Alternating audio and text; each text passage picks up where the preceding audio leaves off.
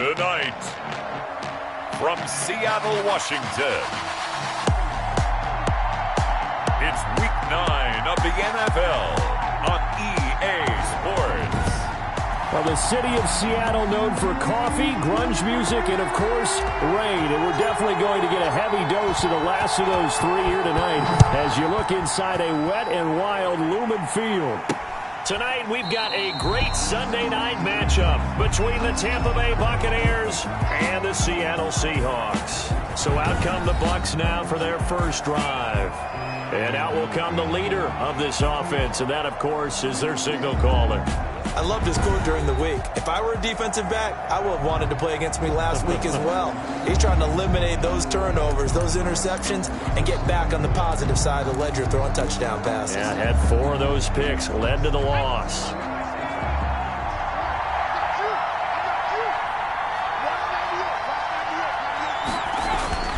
On play action, they'll throw. Rush coming, and he's taken down. A bad start there. A big loss on their first play from scrimmage. It's second down. Okay, partner, a couple points of interest right here, all right? Offensively, we see that they came out throwing the football, but maybe more importantly, the blitz that came defensively, they got right after it. And you were telling me pregame before we came on air, you think this is something we could see a lot. Yeah, there's no doubt about it because this is a unit that wants to play the game on their terms. Now left side, a completion to his tight end. The reception good for 7. It's third down. Not a big window to throw. Coverage wasn't too bad there. Yeah, they had him under wraps pretty well, but somehow able to muscle his way open and catch the ball. Crowd getting in it a bit already. Here's an early 3rd and 10. Out of the gun, they'll look to throw. Got a man, and he hits him in stride. And a good job defensively. They stop him short of the first at the 32. They get 7 there, but it brings up 4th. There's an example of good situational football being played by a defense. They understood where the third down play was, the down and distance, and made sure that they didn't get anywhere near that, bringing up 4th down. Yeah, they were sniffing out that marker, didn't want to let him get close to there, and now a likely 3 and out to start. Yeah, I love the way they rallied to the football and got to him and made sure he didn't give up much run after catch. It's taken to the 26, and he takes us beyond the 35 before going out of bounds. It'll be a net of only 30 here, 40-yard punt, 10 on the return. And it'll be Seahawk football, 1st and 10. So out come the Seahawks now for their first possession. And we get a glance here at their leader, the man who will be calling the plays under center. And he ought to have a lot of pep in his step after last week's performance because he did exactly as you want him to play if you're a coach. 3 touchdown passes, 0 interceptions, which usually means you're making a lot of right decisions out there. And got him to win. A solid run on first down. Gain of 7 leaves him with a 2nd and 3. Decided to hand it off that time on the run-pass option. Appeared to be an easy decision. Just gave it inside. Nice steady gain.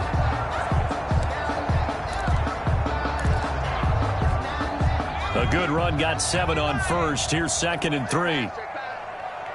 Check 59, Mike is 59. Looking to throw. Fire. Oh, he's got a man wide open, complete. And they'll get this well past midfield before being stopped just before the 35. See some head shaking on that defensive sideline because so much focus on taking away what he did last week as NFC Offensive Player of the Week. Big gain there for him to start. I love your observation because you would think they'd be prepared for him after what he did the previous week. But sometimes that skill set actually intimidates a defense, and he used it to his great advantage. And he won't get much. Maybe a couple down inside the 35 to the 34. Certainly a nice job there by the defense rallying to the football and getting him on the ground. But I think the play gets made by the defensive front because if they can't get upfield, their job is to go ahead and get low, almost get into a ball sometimes, stack things up, and make it difficult for the runner to find a hole. Looking to throw on 2nd down. Bear. It's a short one here, complete to his tight end. And he is out of bounds inside the 30. That catch good for 5. It's 3rd down. Well, they're unable to convert that into much, but it's never a bad idea to try to get the ball into a tight end of his caliber's hands and see what kind of disruption he can cause.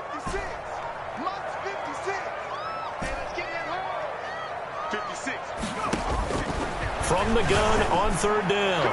Byer, and he's got it. Caught in the end zone for the Seahawk touchdown.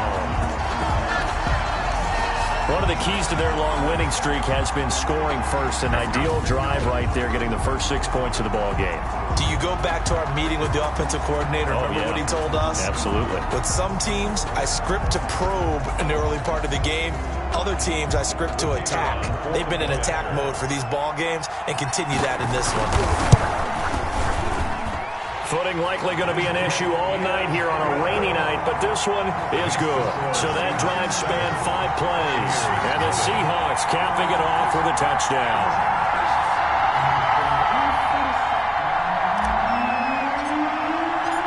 Set now to kick this one away, and off it goes. Taken in the end zone. And he'll decide to not bring this one out as their drive will begin at the 25. Tampa Bay, they're getting ready to set up shop here for their second drive. And, you know, it's certainly a lot of football left to play. We're not into December yet, but right now where we stand, they're in first place in their division, looking really good and looking to be a threat come January. And are you one of those early holiday shoppers, partner? Are you one of those guys get your list done? Because I think about what every team has on their holiday shopping list right now. What's the number 1 goal? Make the playoffs. Number 2, win your division. Number 3, and I think the biggest goal of all, try to... And the Seahawk defense gets to him, and they bring him down. A loss of 5 yards. It's second down. They just gave up a sack there, and if I'm not mistaken, they gave up 4 last week, didn't they? Yes. And just looking really porous, aren't they? They really are, and I'm wondering if they're going to have to start thinking about keeping the tight end in, maybe a back, someone to help assist, because right now, the quarterback's been getting hit a lot in the last couple of games. 2nd and 15. Looking left side, it's complete. He's got it. And here he'll be brought down a little shy of the 35 at the 36. 12 yards on the play. One of the advantages of zone defense, as I remember it, is being able to see the play develop in front of you. One of the disadvantages, when they find those levels where they can hit you with it, sometimes behind the corner and in front of the safety, it makes it tough to defend. Over the middle, complete. It's Lane. And he is going to have the Buccaneers first down as they're able to get the third down conversion. His first catch, good for 9 and a first down. As an unbiased observer, I think it would have been interesting to see what they would have done if they hadn't gotten the first down there. But since they did, I guess the point is moot. And they're right there in that middle ground, field goal range, punt, go for it. But as you said, they picked it up. They'll look to throw now on first down. Over the middle, it's complete. And they'll get this down to the 10. That one good for 17 yards, and now they've got it first and goal. I don't care who you put on him. He's going to be a handful in one-on-one throws. Yeah, right now, you're right. They're in man-to-man. Maybe need some safety help. I would say that'd be a good idea. Double team him somehow. I'm going to have to make someone else beat me rather than let him shred my defense. They'll try and run for it on first and goal. And he will maneuver his way down to about the 7. Give him 3 on the gain there. 2nd and goal. Well, they didn't get a whole lot out of that one, but I think you've got to continue to try and run and try and keep the defense honest. You mean or else they'll just sit back, dare you to throw it on every down? Yeah, you get your quarterback hit a lot that way, too. And he's into the end zone. Touchdown, Buccaneers. A great effort there. His 4th touchdown on the year. And the Buccaneers are an extra point away from tying up this football game. A strong, determined run there, Charles, to get in for 6 points. This is why it's such a team game, isn't it? And I know it sounds really generic and it sounds almost trite, but the blocks were made up front, offensive line, collective victory at the line of scrimmage and downfield. And how about the finish to the run all the way into the end zone? And up to about the 26-yard line, just across the 25. At their own 26-yard line. Seattle's offense coming back onto the field, ready for their second drive. And, Charles, if the season ended today, and it's not going to, we still have December left. More football. We're only in November. But they would be a wild card team, and that's great. They'd be in the playoffs, but you know they're trying to bump up to be one of those division leaders. That guarantees you at least one home game in the playoffs, and that's what you're really seeking.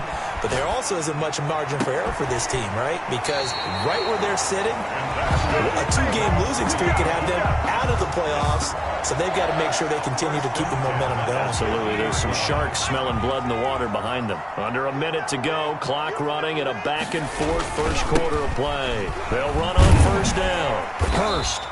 It's a 6-yard pickup, and it gets them to 2nd and 4. That's a really nice job by them picking up the run blitz and detecting it and blocking it and turning it into a nice run. And a lot of times you think if you blitz a running play, you're going to smother it. But a lot of the blitzers, they come in a little bit high. They don't have great leverage, and they're easily blocked and turned to the side. And a quick throw here, that's complete. And he'll get it down on the play to the 37. 6 yards the pickup, and that's a first down. 7-yard line.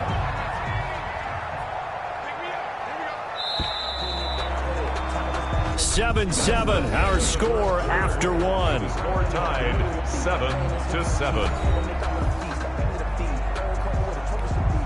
Line of scrimmage, the 37 on 1st and 10.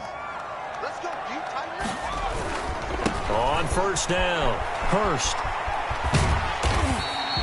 He'll get a nice chunk there on the first down run, and it's 2nd and 4. Well, I think after that run, the defense is getting back in the huddle and looking at each other and maybe starting to question their confidence a bit. They gave up a significant run, 6 yards, and now you're saying to yourself, how do we stop them, and do I have enough confidence to make a play?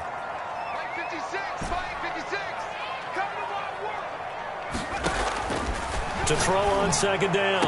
Bear, his throw caught at about the 5. And he is in for the Seattle touchdown. Now he's having a nice little first half here, partner. And it's a first half that leaves us anticipating what can still come. I mean, 2 touchdowns already here through the second quarter. There could be plenty more before this game is over. Extra point attempt to come here.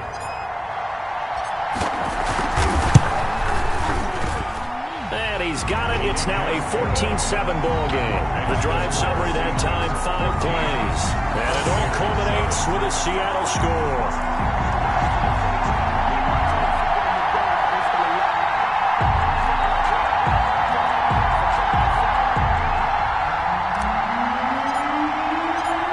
The kickoff team on the field now as they will send this one away.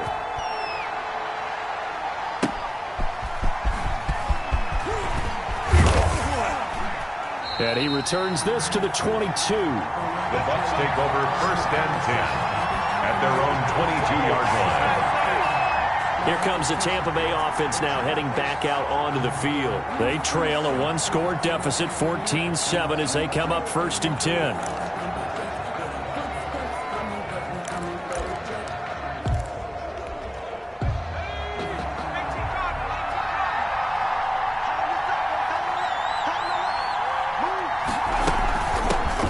Shotgun now. Here's an inside give. And he'll get this up over the 25 to the 26. Call it a gain of 4 on first, and that'll make it 2nd down. On the pickup. 2nd and 6. Now a give right side. Witherspoon. Only a couple there as he'll be brought down about the 28. Well done to sniff that out defensively. He had it diagnosed pretty quickly. I love that description because diagnosed is perfect on that one. Read his keys, made the play, and he could... Nowhere to go here. He lost the football. And the Seahawks have recovered. Taken down and sacked. All these years we've been watching the game, I start to get the sense that whenever it rains out, those guys who have to touch the ball and carry it, they're extremely resentful about that weather. Yeah, I'm just happy I'm not resentful that we have a roof over our heads. I know that much. Yeah, maybe we won't fumble our play sheets here as we just saw the fumble happen on the field.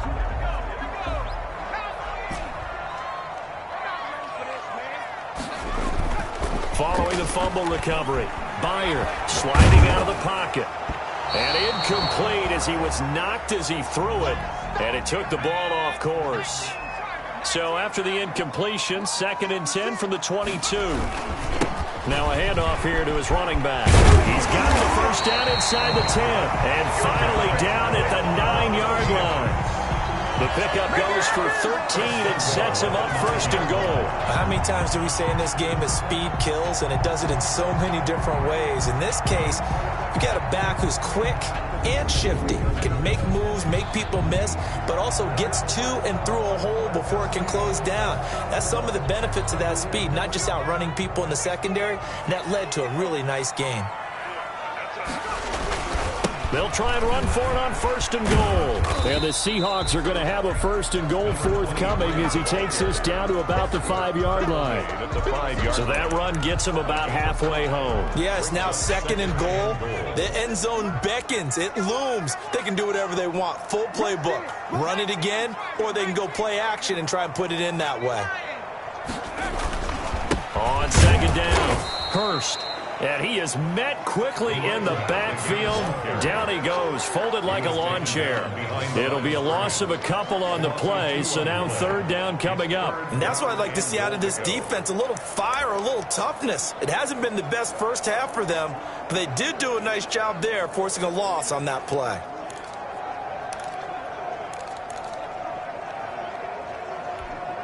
Now, they'd really like to make the short field pay off. We'll see if they can, but this is 3rd and goal.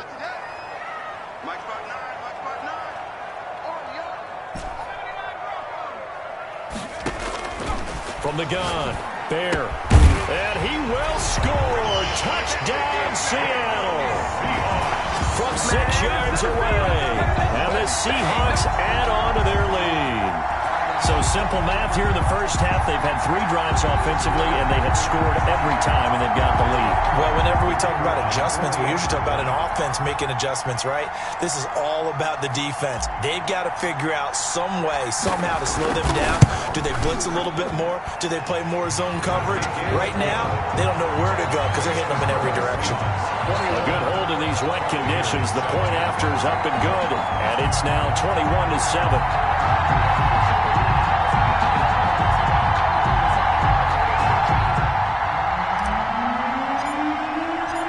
The kickoff unit is out on the field, and they will send this one away.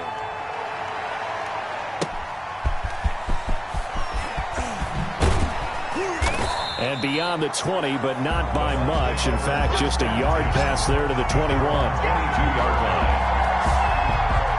Back now comes Tampa Bay, and they had the fumble last time that led to a touchdown. That's a no-no. We'll see what they do here this go-around. A big no-no. Put that in capital letters. Turning it over, the other team takes it down and scores. That can be a deflator for a football team. Now it's up to the offense to get back out on the field and pick things up. Well, they're out there. We'll see if they can pick those things back up. And not too much going there as he'll get it up to the 23-yard line. Defenses always talk about earning the right to rush the passer on 3rd down. And you know what offenses want? Win 1st down so they can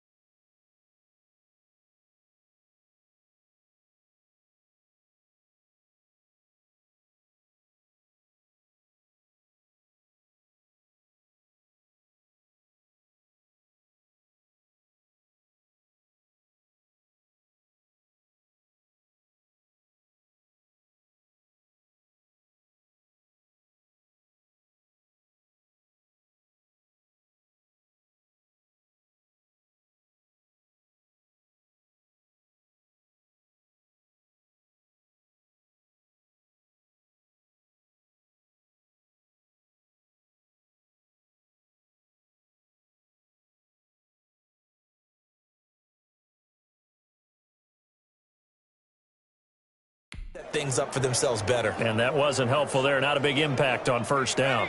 Here's 2nd and 9, just a yard on that last run.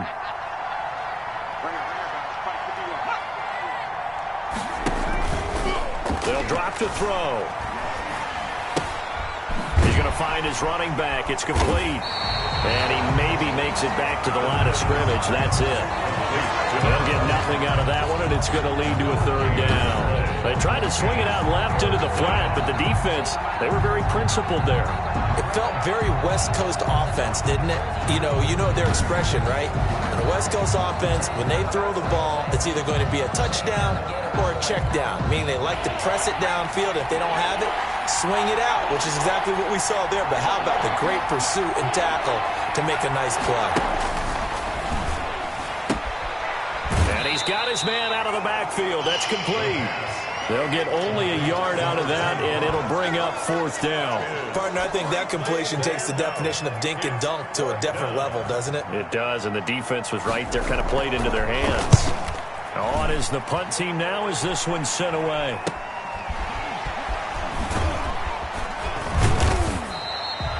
Good coverage there holds him to just a 2-yard return following a punt of 44. And possession will switch hands, 1st and 10. Coming to the line here to begin their next drive, the Seahawks offense. And thus far, the weather has not slowed this offense down one bit. They've looked good so far in the first half. They certainly have, and think back to our meeting. That he's into the clear. And all the way in, touchdown Seattle. A big play there with touchdown number 8 on the year. And the Seahawks find a way to stretch their lead. And with that carry, he's already over 100 yards here in the first half.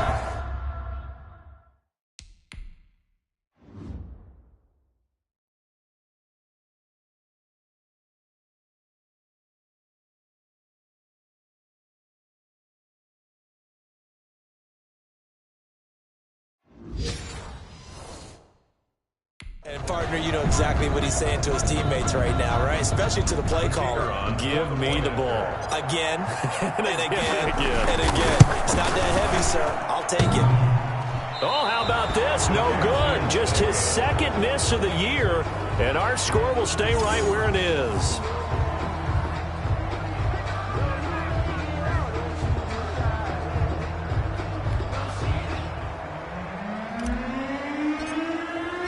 So with the missed PAT in his rearview mirror, he goes back out to kick this one off.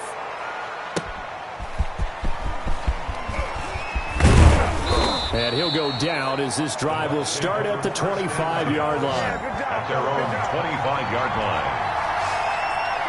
Getting set to go again as we look at the back heading onto the field again. And for him, it's been pretty limited involvement down on the scoreboard. Maybe time to turn to this guy. And you know me well. Winning games to me means starting with the running game and continuing to press the running game. Maybe you go away from him a little bit now, but the bottom line is he hasn't touched it enough to make a difference. Well, they haven't established that running game yet. The question is, will they? And this will be a gain of 5 as he gets it to the 30. Ball carrier. Let's just make this one succinct. Nice job there. All 11 guys on defense diagnosing the jet sweep and putting it down. Ball on the 30. They'll come up with a 2nd and 5.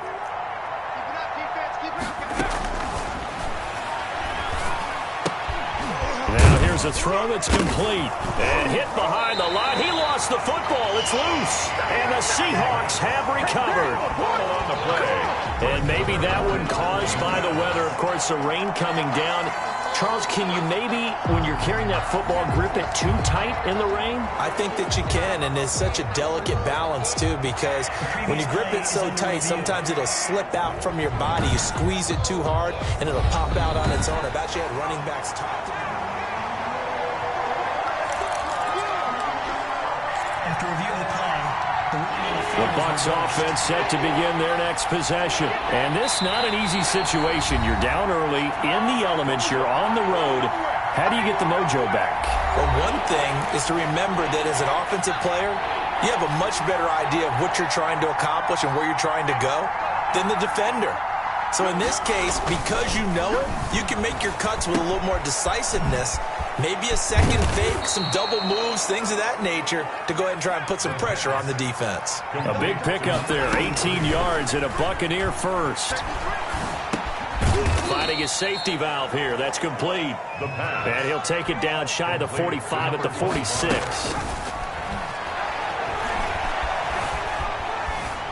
Buying time to his left. And he goes down, but not before getting this inside the 25. 23 yards on the tuck and run. Well, to me, this leads to the question, do you admire the way he puts his body out there all the time, or do you think he should protect himself a little bit more? Well, he's been on the ground several times with all those sacks that he's taken. So, I don't know, I kind of admire him not sliding down there, don't you? I'm with you on that one. The meter definitely leans towards admiration. Looking for his running back, and he's got him. The Bucs going to go ahead and use the second of their timeouts as they get the stoppage with just under 50 seconds remaining in half number one. Had the completed pass, but for no gain, stopped right at the line, so it's 2nd and 10.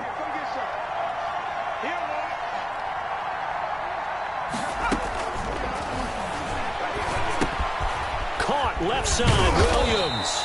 And that'll wind up moving the chains again as the tackle's going to be made at the Seahawks' 12-yard line. 50 catches for him now on the year, and he's got a first down. They'll look to throw here. This will be caught just inside the 10. And he's able to work it here to the 8-yard line.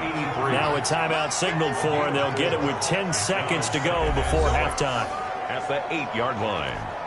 Facing a 2nd and 6 from the 8.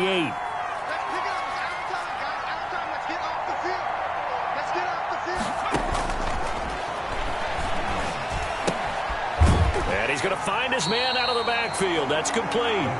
Now they're going to be dealing with a 3rd and 7. Is that one officially a loss of 1? Behind the line of scrimmage. So on 3rd down, the field goal unit will come out as they'll try to get 3 before half. From the right hash, and this one just a chippy.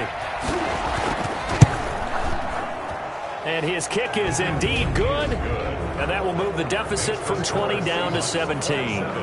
Well, not the best first half facing this deficit, but at least they did put 3 on the board before half. Yeah, it's a little bit like that stormy, cloudy day, and the sun peeks through just for a second. They saw the sun there. They're hoping to see a little bit more of it in the second half.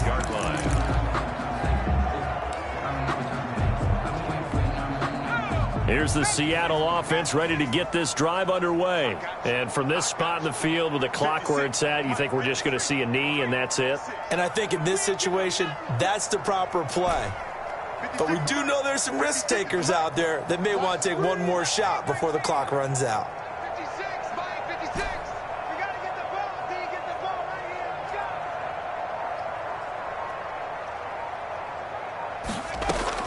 go. The final shot before break. Byer, he's going to fire one deep left sideline. And that will be incomplete. Would have been a big hitter if they had connected. Instead, it's 2nd down. So we reach halftime in what's been a fairly one-sided game so far. As we'll send you eastward to Orlando. Standing by with that EA Sports halftime report now is Jonathan Coachman. Take it away, Coach. Okay, Brandon, thanks very much. Welcome in, everyone, to our EA Sports halftime report. Let's get you caught up on what's going on around the NFL. We'll get started up at Lucas Oil Stadium in the capital city of Indianapolis, where it was the visiting Jaguars who were able to come away with the road victory. 21-17, the final score. From there, we're off to check out another game, and they were winners in that one over the visiting Raiders. 24-21, the final score.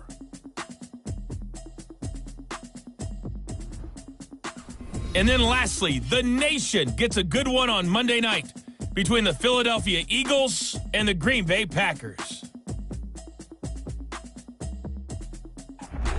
Meanwhile, in our game, it's been a back-and-forth first half. Who can put it together in the second half?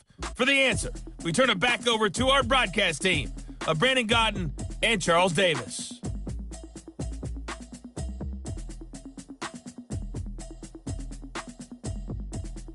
All right, Coach. Thank you, and we welcome everyone back for quarter number 3. Forecast calling for more of the same. The rain set to continue as we are underway in the second half. That'll be taken about a yard deep. And down he goes just shy of the 25. Now, penalty marker is down. Let's see what that's about. Well, that holding call set him up with not great field position. Not at all when you tack on the penalty. But that field position after the return wasn't terrific. It's not a great starting field position as well. And he'll give it here to his running back. And he almost gets this to the 30, taken down about a yard shy.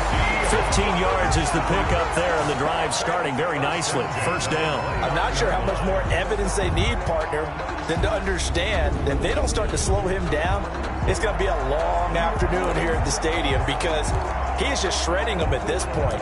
And let's face it, coming into the game, they knew he would be the focal point of their attack. This is going to take an 11-man unit on the defensive side to start making plays.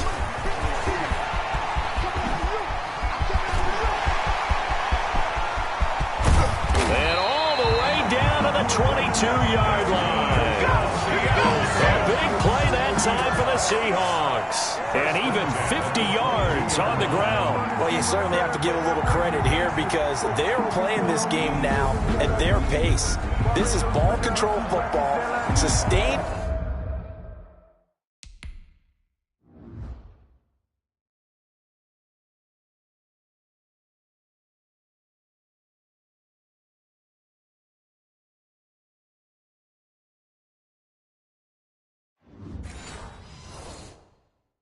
Runs, taking their time and making it work.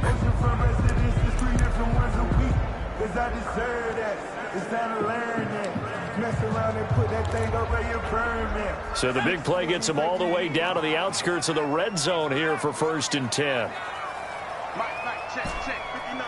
Come on, baby. Let's see what you got. Operating from the gun.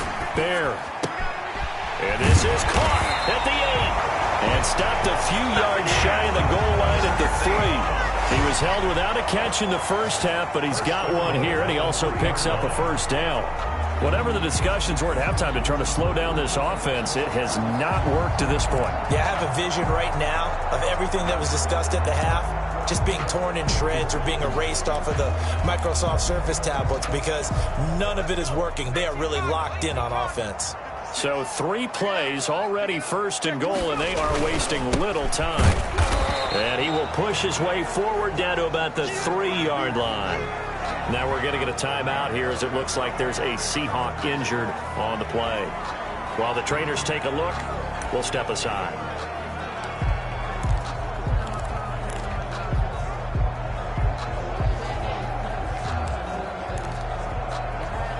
So the ball position now at the 3. Here's 2nd and goal. And he is in for the Seattle touchdown. A great play there. His first touchdown on the year. And the Seahawks are able to stretch that lead out a bit further. Second effort there. He was determined to find pay dirt, and he did. I think that's a great example of what coaches talk about, a back that runs behind his pads, and he uses pads to get him into the end zone.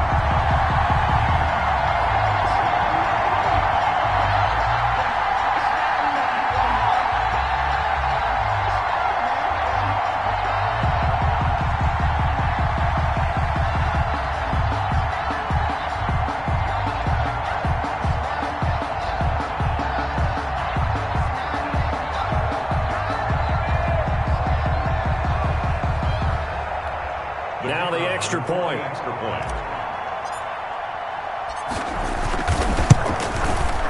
And the lead is now 24. 5 plays there on that drive. And it ends with a 3-yard scoring run. Buccaneers 10.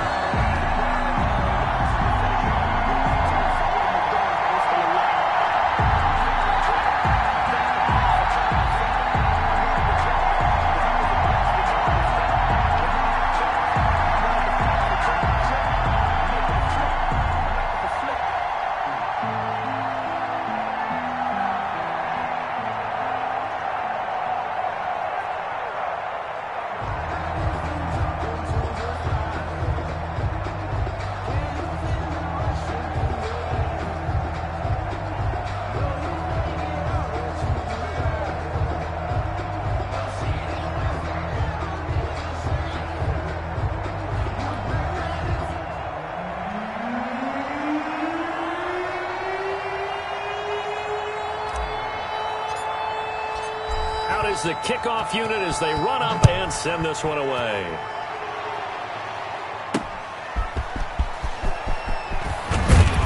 And taken down just past the 20 at about the 21-yard line. First and 10 at their own 21-yard line. Here comes the Buccaneers offense. They get their first reps of the second half. They are right now just ice cold. I mean, they have struggled big time in this game, and they're getting blown out. How do they adjust? So tough because we always talk about it being a team game, and you need all 11 working well together. But every now and then, partner, you need that one guy who can make a play against all odds that maybe can ignite things. And I think that's what they're looking for right now. Yeah, you talk about going to your playmakers. They probably need to do it.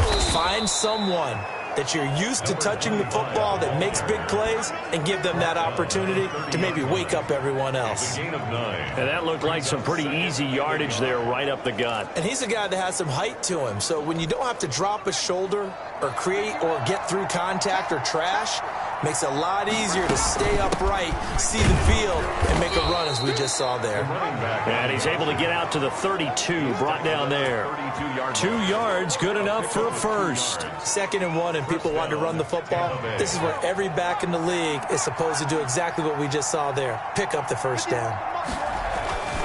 They'll look to throw here on first down. It's caught on the right side, Williams. And he's going to be out up around the 45-yard line. First down, Tampa Bay there, a gain of 13. First down. And they'll try the jet sweep here. And he's up across midfield and down into Seattle territory. 7 yards on the pickup there, and it'll leave him with a 2nd and 3. Well, no matter how they phrase it, staying on schedule, staying ahead of the sticks, whatever you want to call it, 7 yards on first down. That fits the bill.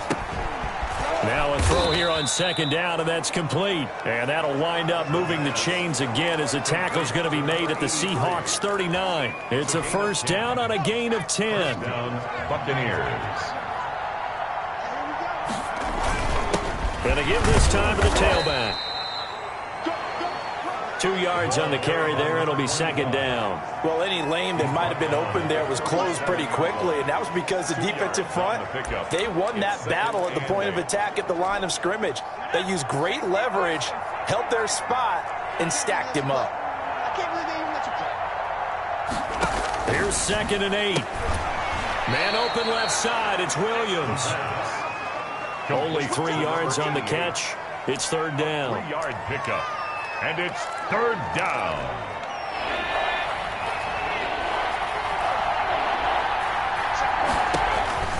They're going to look to throw.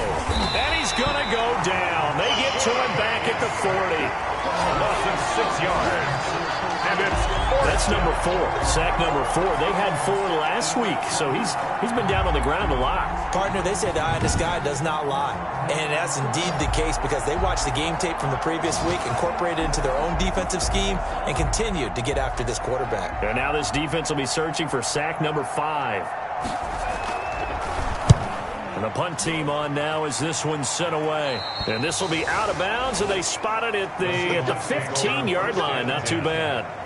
Here again comes the captain of this offense leading his crew back out there now. And it's been a good game for him to this point, Charles. They're winning on the scoreboard. They got to be feeling pretty good.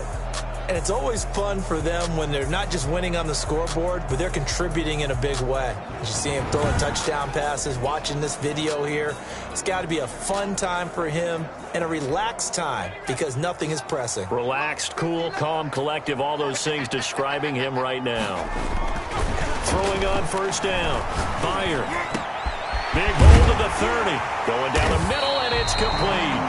And all the way out to the 35-yard line. A good pickup there, 21 yards. And while we may be looking at the scoreboard, this offense certainly is not because they're showing no signs of backing down, even with a 3-score lead here in the 3rd quarter. I think they keep taking their shots. They've seen blown leads happen throughout this league. They don't want to fall victim to it themselves. And able to get this one across the 45 before he's brought down. Another strong gain on the last 2 plays. They've moved it a combined 33 yards. And this is an example of breaking down a defense, because on a lot of these runs, he's getting past the point of attack, and guess what he's doing? Forcing the secondary guys to have to make a lot of tackles.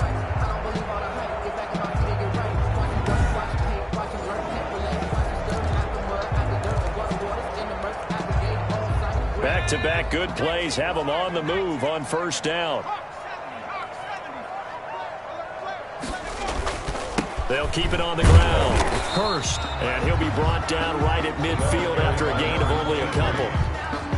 And this is why aggressive defense coordinators love to blitz. It wreaks havoc because they end up taking their attention to the blitzers, freed up the D lineman to make the play.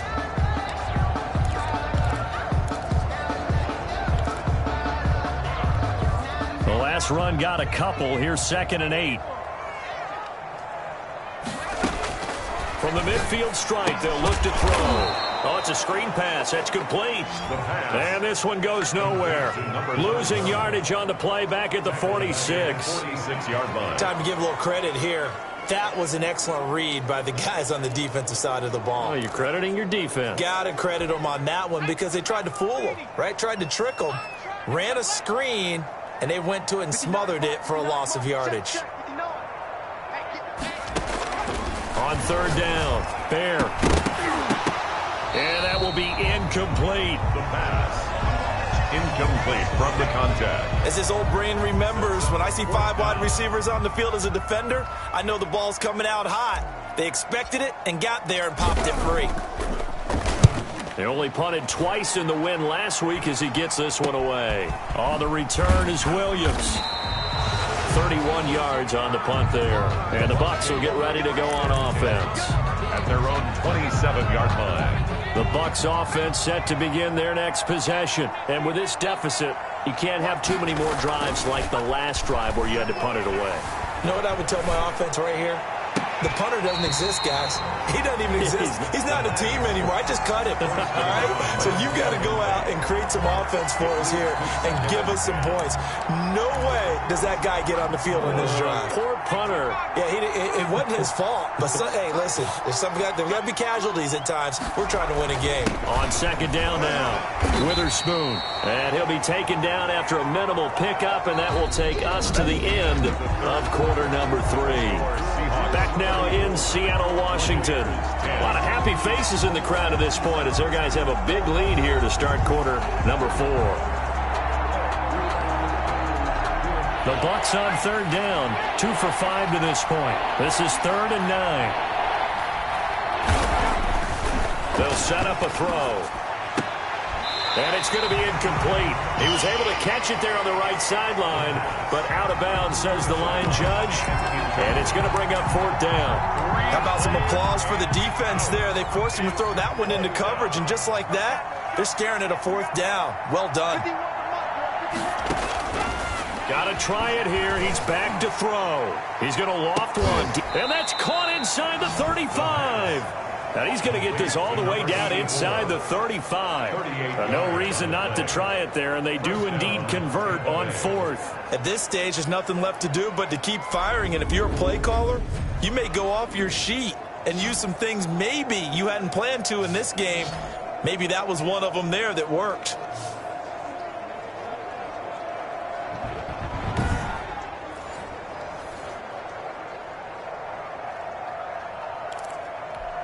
So the big play changes the complexion of things. Here's 1st and 10 just outside the 30.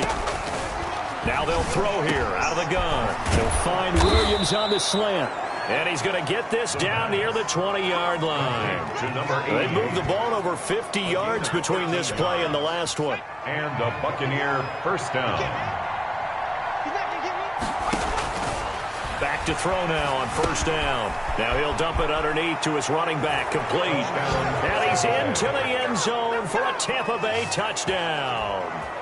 A great effort there.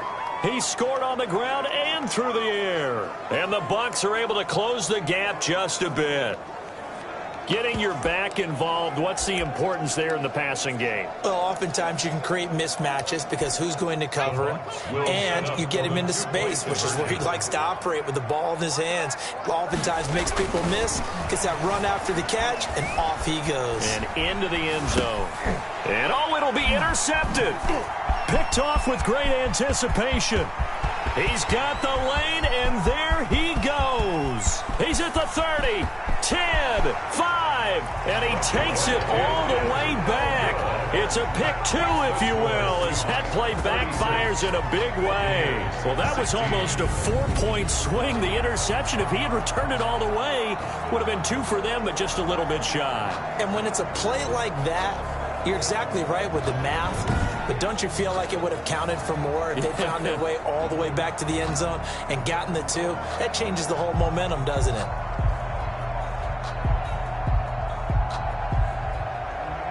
Set now to kick this one away, and off it goes. Taken in at the 3. And not much happening on the return as he'll get this to about the 23. At their own 23-yard line. So here are the Seahawks ready to take over on offense. Their win streak at 6 coming in and counting as they've got the lead right now beginning this drive 1st and 10.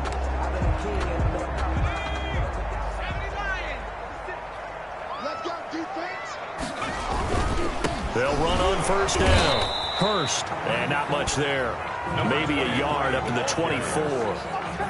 Run blitz there defensively, something we might see more of here in the 4th quarter. I think we'll see a lot of it, and the difference between that and a pass blitz, you're just trying to get to the quarterback. You're trying to scheme someone open who will get to the QB and make sure he gets on the ground. In a run blitz, you're actually trying to cover up gaps, trying to cover up holes so they can't run the football. Well, the 2nd down throw on target. And he takes us beyond the 35 before going out of bounds. Give him 14 on that one and a 1st down. 38-yard line.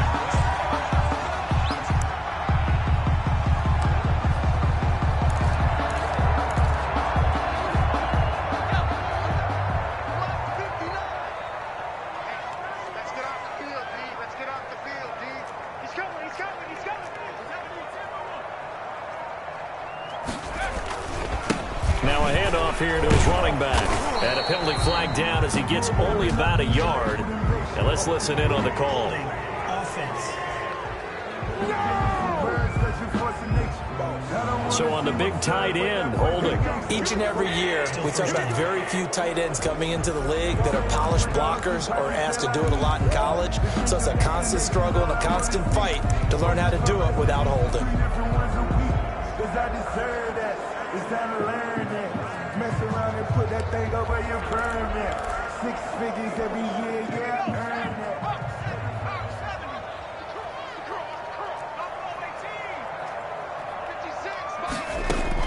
From the gun, Byer. Quick hitter here, it's complete. 5 yards on the catch there, brings up 2nd down. Brandon, perfect defense in this situation would have meant that there was an incompletion. They would have picked it off. Okay, so they gave up the completion. But I really enjoyed watching how the defense stayed in sync, stayed in great communication. And as he dragged across each zone, you see him pointing, communicating. There he is, and they passed him off to each defender. Ended up making a nice play, even though it was complete. And they'll get 9 there as that sets them up better for 3rd down. To number 82. It's a gain of 9. Makes it 3rd and 4.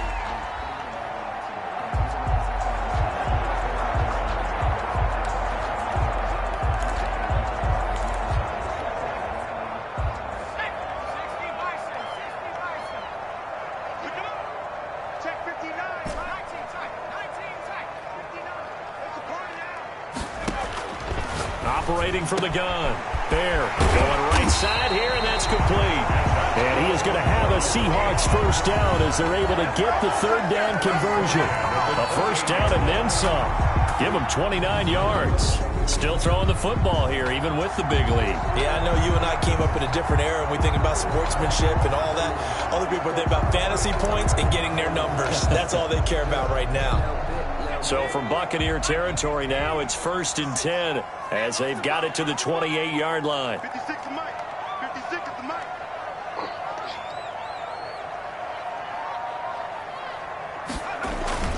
On 1st down, Hurst. And he'll take this down just shy of the 25-yard line. Give him 3 on 1st down.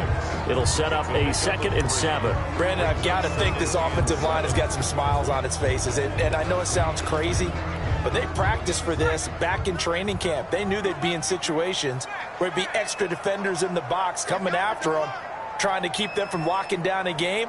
Right now, they want to show the world they're up to the challenge.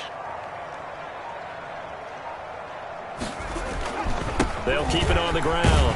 Hurst.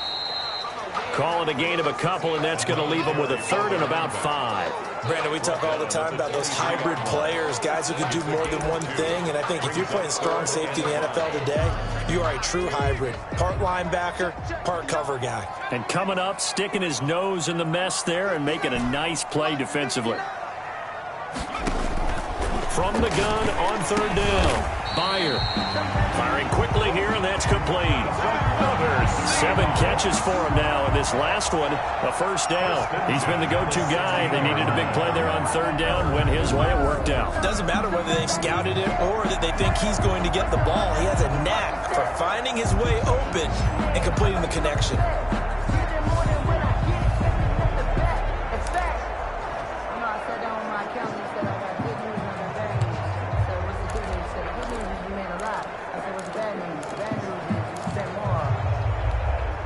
So the ball down to the 16 here for 1st and 10. They'll try and run some clock here as they keep it on the ground. Number 31. Credit him with a 1-yard gain there to make it 2nd and 9. We talk about defenders, specifically linebackers, keeping their eyes in the right spot. He had that eye down the entire time. And you know that's not easily done because they throw a lot of misdirection at you. They try and fool you and get your eyes in the wrong place. But you're right about that one. He correctly figured that one out and made a really nice play. Looking to throw on 2nd down. Bear being chased out left. He's going to take off with it. And it looks like he'll be just a yard shy of the 5 here as he's out at the 6. Give him 9 yards on the scramble there, but it does leave him still a few inches shy with 3rd down looming. I like his thought process and his ability to move and get downfield. But what I didn't like was the final decision, to go out of bounds. They want to keep the clock moving. Instead, they give the defense an extra timeout. 3rd and inches, and they've got some extra beef up front. 3 tight ends. And they'll let their fullback try and push the pile. And he gets the 1st down yardage he needs before he's brought down at the 6.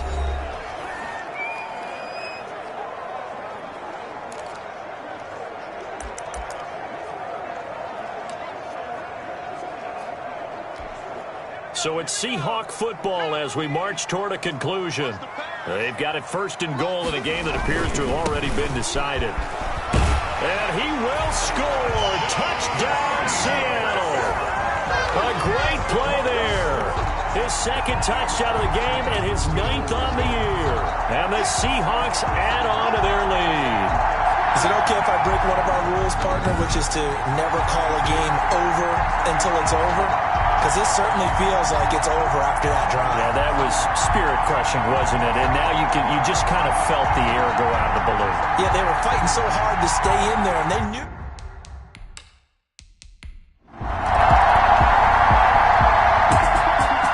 Charles, it's one thing to win. It's another thing to win and put up the amount of points that they did. Where were they clicking on offense? They can't help but feel great about themselves, can they? I mean, what a game to put up that number of points, continually feeling they're moving the ball and things are working and clicking. They think that they can bottle this and carry it with them. And as an offensive coordinator, you just don't think you can do anything wrong. Whatever you call, run, pass, it's all going to work. That's called being in the zone. So for the Seahawks, the win here means it'll be a 7-1 first half of the season. And they'll get another home date next week as the 49ers will come to town. Meanwhile, for the Buccaneers, they drop back to 500 now at 4 up and 4 down. And they'll try to turn it around next week as they head to Atlanta for a matchup with the Falcons. So for our entire crew, alongside Charles Davis, I'm Brandon Gaudin. Thanks for watching, everybody. We'll see you next time.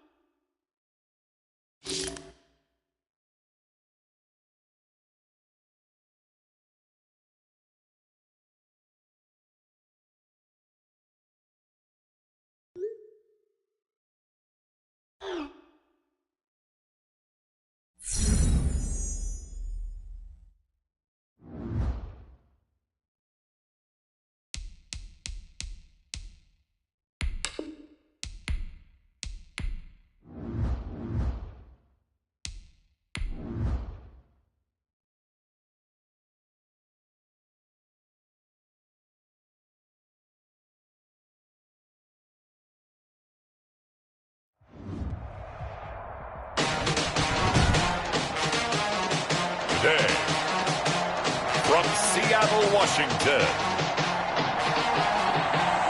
it's Week 10 of the NFL on EA Sports. With the beautiful Puget Sound just to our west, you get a look inside Lumen Field here in Seattle, Washington. Today, it's an NFC West battle between the San Francisco 49ers and the Seattle Seahawks.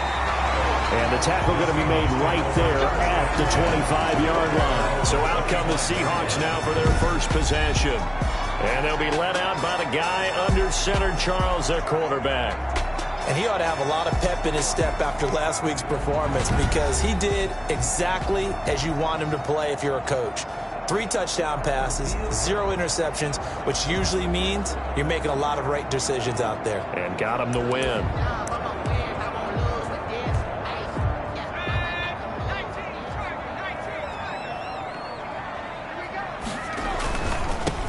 They'll run on first down. Hurst. And he will lose yardage here back at the 23-yard line. Call it officially a loss of 2 on the first play from scrimmage. Second down. This defense is a difficult one to prepare for, one of the best in the league. They'll come at you from all angles, and they did a nice job there stopping him for a loss.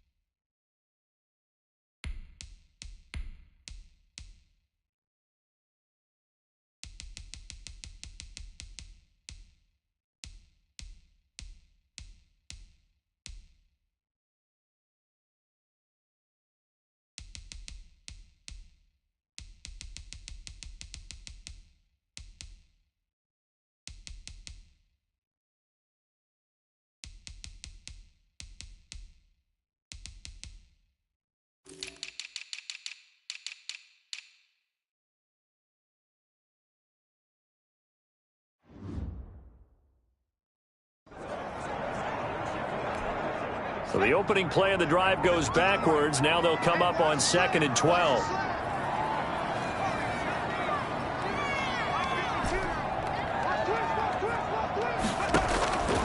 From the gun, Byer. He'll get this to Ward. And he's brought down after a very nice gain. That one good for 26 and a first down. Well, that certainly has to feel good. It's not all the time that the play caller should get all the credit. Sometimes I think in the huddle the quarterback just says, hey, who's going to make a play for me? I just need something right here. And the end result there, nice first down. Drive keeps moving.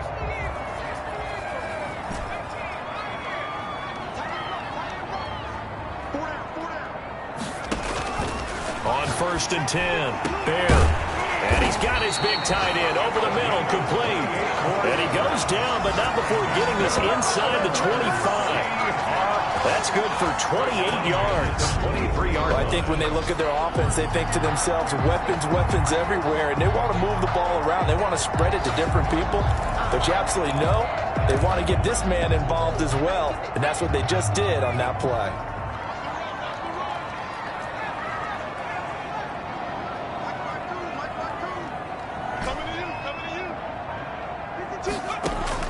On first down, Byer. That's complete to Ward. 7 yards, the pickup on the pitch and catch. Complete to number 89. One thing you're hoping for when you run drag routes, you're able to hit a receiver in stride, and he can pick up a lot of yardage after the catch. But in this situation, the defense was effective, able to stop him before he could get a good head of steam going. Able to get 7 on that first down pass play. 2nd and 3. And he'll give it here to his running back. And he'll go down here at the 12-yard line. North of 100 yards, the 2 scores. And, you know, you got to give a lot of credit to the O-line. We talked a lot about him, but offensive line was good, too. They're obviously in sync with each other, whether it's zone blocking, power running game, no matter what. He understands how to read them and find the creases that they provide. From down at the 12, it's 1st and 10. And to give this time to the tailback. And he'll be taken down at the 2-yard line. It's a good gain of 11. Sets him up first and goal. They've taken this opening kickoff and marched it right down the field defensively. Not much resistance. And that's the point, because my admiration is for the guys moving the ball right now. They know what they're doing. Their plan is working. But I flip it over and watch and say, okay, what are you going to do to change things up? Because if you... And did he get in? Yes, they say. It's a touchdown. A great effort there. Hitting double digits with his 10th touchdown of the season. And the Seahawks take the ball down the field and score on the opening drive. Looking sharp on that first drive. These guys, of course, coming off back-to-back victories. And you see that kind of advancing into this game, don't you? You certainly do. And when you have a team that doesn't get too full of itself, even though they've won 2 games in a row, you get the end result that we saw there. That nice opening drive, because they're sharp, they're focused, and they're locked into everything that they're doing. The kickoff team on the field now as they will send this one away. Taken about 7 yards deep. And we will not see a run back here from Harris. So here are the Niners now to get their first drive. And they'll be let out by the man running the show, Charles, their quarterback. And I'll bet right now just one thought in his mind. Win the game, yeah. Oh, yeah, without a doubt. He played pretty well. I mean, he didn't turn over the ball in terms of interceptions, no, 2 touchdown passes last week. 2 touchdown passes, but when your team doesn't win, that's just hollow. And the best quarterbacks don't care about anything but whether or not their team won.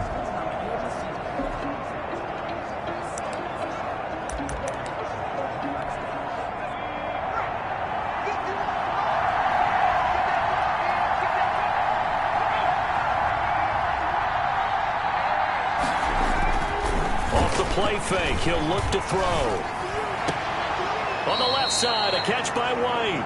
That catch good for only a couple. These 2 rivals played 2 of the better games in the NFL a season ago. You remember week 17, it was Dre Greenlaw stopping Jacob Hollister at the 1 to preserve a 26-21 49er win.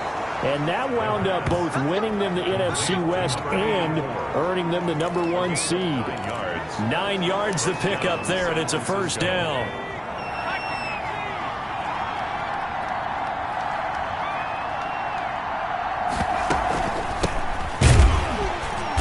And he will lose yardage back to the 34-yard line. 2 yards the loss, 2nd and 12. Sometimes you just sit back and marvel at what he can do defensively. Speed, strength, quickness, he's the whole package. And that package just wrapped up the runner for a loss. 2nd and 12.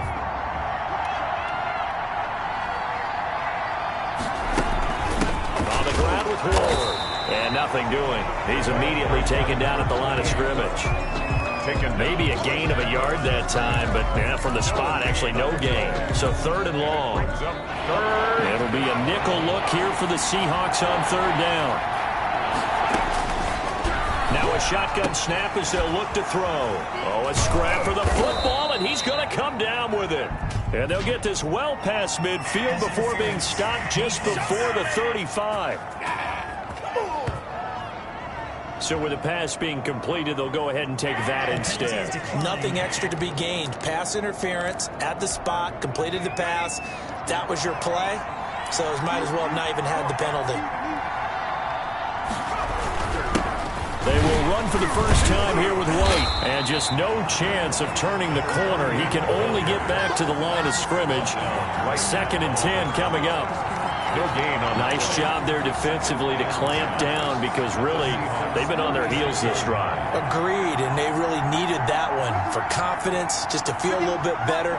But I don't know if I would be daunted by them stopping me on one run. This drive has gone pretty well. I could come right back at them. And it's incomplete. And now following the incomplete pass, we'll get a timeout here for an injured player. We'll check on his status when we get back.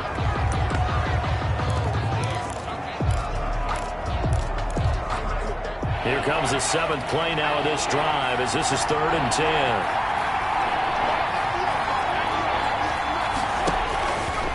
From the shotgun, he'll look to throw.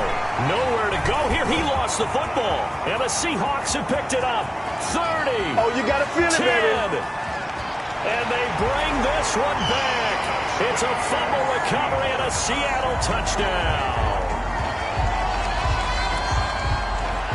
It gives some kudos to the defensive coordinator, I think, here. They bring the blitz, they dial it up, and it turns into 6 points for them. It's so nice to hear you actually give kudos to the defense. It is so nice. You're such an offensive guy like that. I love it. He dialed things up, and boy, a big play resulted for his guys. Well, you like the credit to the defense there, right, my friend? Yeah, do I ever?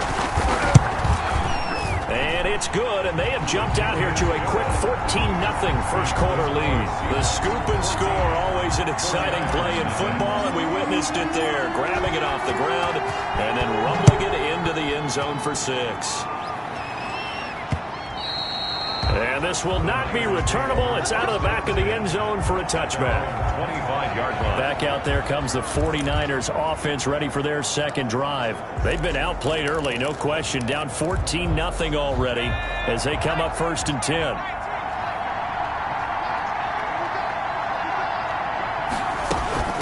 Now Ward. And he's going to be met at the line of scrimmage and taken down. No gain on the play. It'll be 2nd down.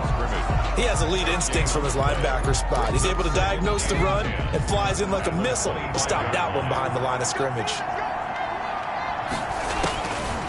Back to throw now on 2nd and 10. And a quick throw here. That's complete. And he'll get this up past the 25 before he's out of bounds. He'll get only 3 there, so it leaves him with a 3rd and 7 ahead. The last catch did get 3, but they're still left needing 7 yards on 3rd down. And the throw there going to be incomplete. Incomplete from the contact. 3. Looks like a second empty possession to start the game, and certainly not the way you want to start when you come in off of a loss last week. Every team talks about starting fast. They're hoping on their next possession it can be a delayed fast start and get them going. And just a single punt for him in the loss last week as he sends this one away. Fielded just inside the 30. It'll be a 40-yard punt, 8 on the return, and out will come the offense as they take over. There again is the running back as he trots onto the field. And you see his numbers from a week ago. He was up over 100 yards then, and he's already hit pay dirt here once in this one. We always talk about quarterbacks and receivers getting into rhythm, right? Really feeling good, finding each other downfield. I think running backs operate the same way. They can hit a good rhythm and a good stride, and he's carrying it over from last week.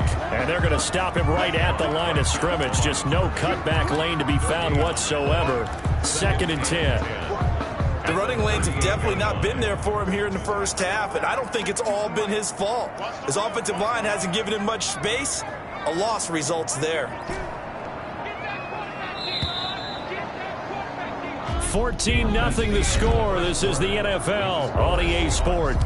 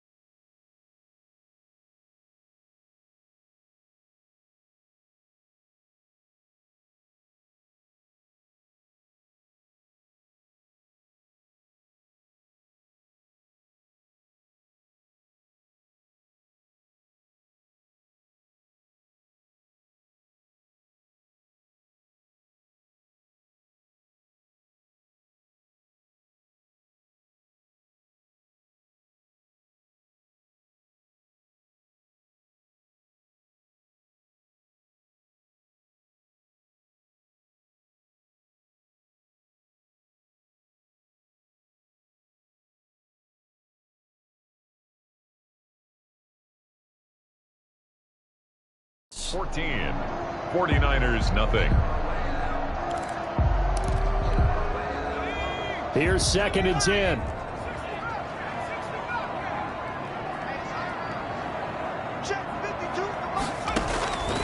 Operating from the gun.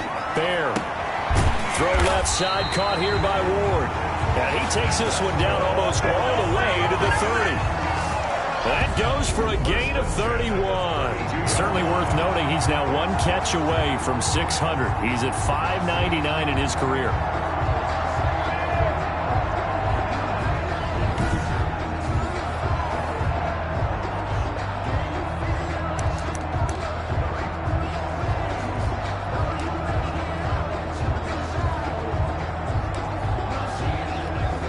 So the big play changes the complexion of things. Here's 1st and 10 just outside the 30. And he is out of bounds inside the 30.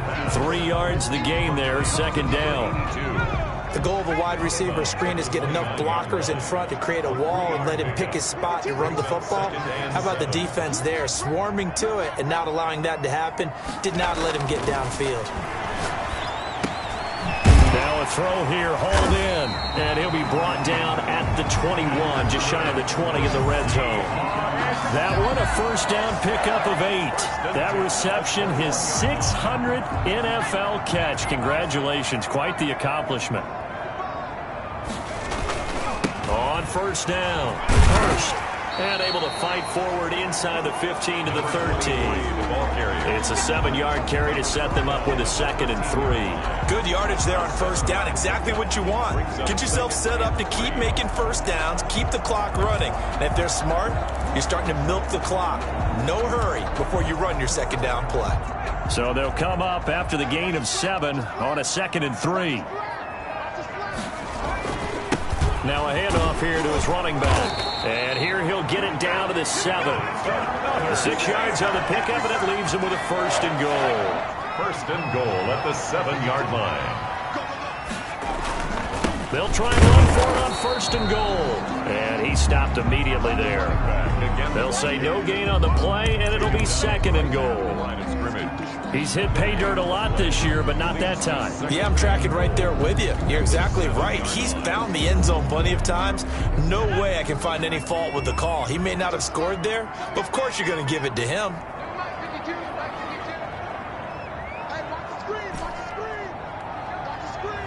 Now the Seahawks going to use the first of their timeouts. They'll have 2 remaining as we step aside here in this 2nd quarter.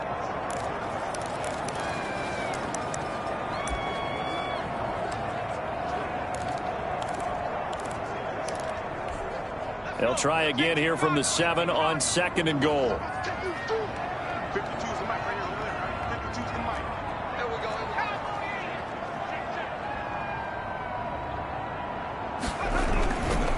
And he'll give it here to his running back. And a little bit of space there. Takes it inside the 5 to the 3. Give him right around 4 on the carry. We'll see if they want to keep pounding here on 3rd and goal. They'll try to run this one in. He's not going to get there. That won't even be close. It was blown up in the backfield. A loss of a yard, and it brings up 4th. That was the kind of play that this defense needed because it has not been a good half for them on that side of the football. Maybe they can use that one to regroup a little bit and start to play a little bit better. And his kick is right there. It's good. And the lead will grow. It's now 17-0. A good drive gets them inside the 5, but they could not punch it in. And credit the defense, too. Make sure that happens because that was the old bend but don't break approach. Made sure they contained them when they absolutely had to and forced the field goal attempt that went through.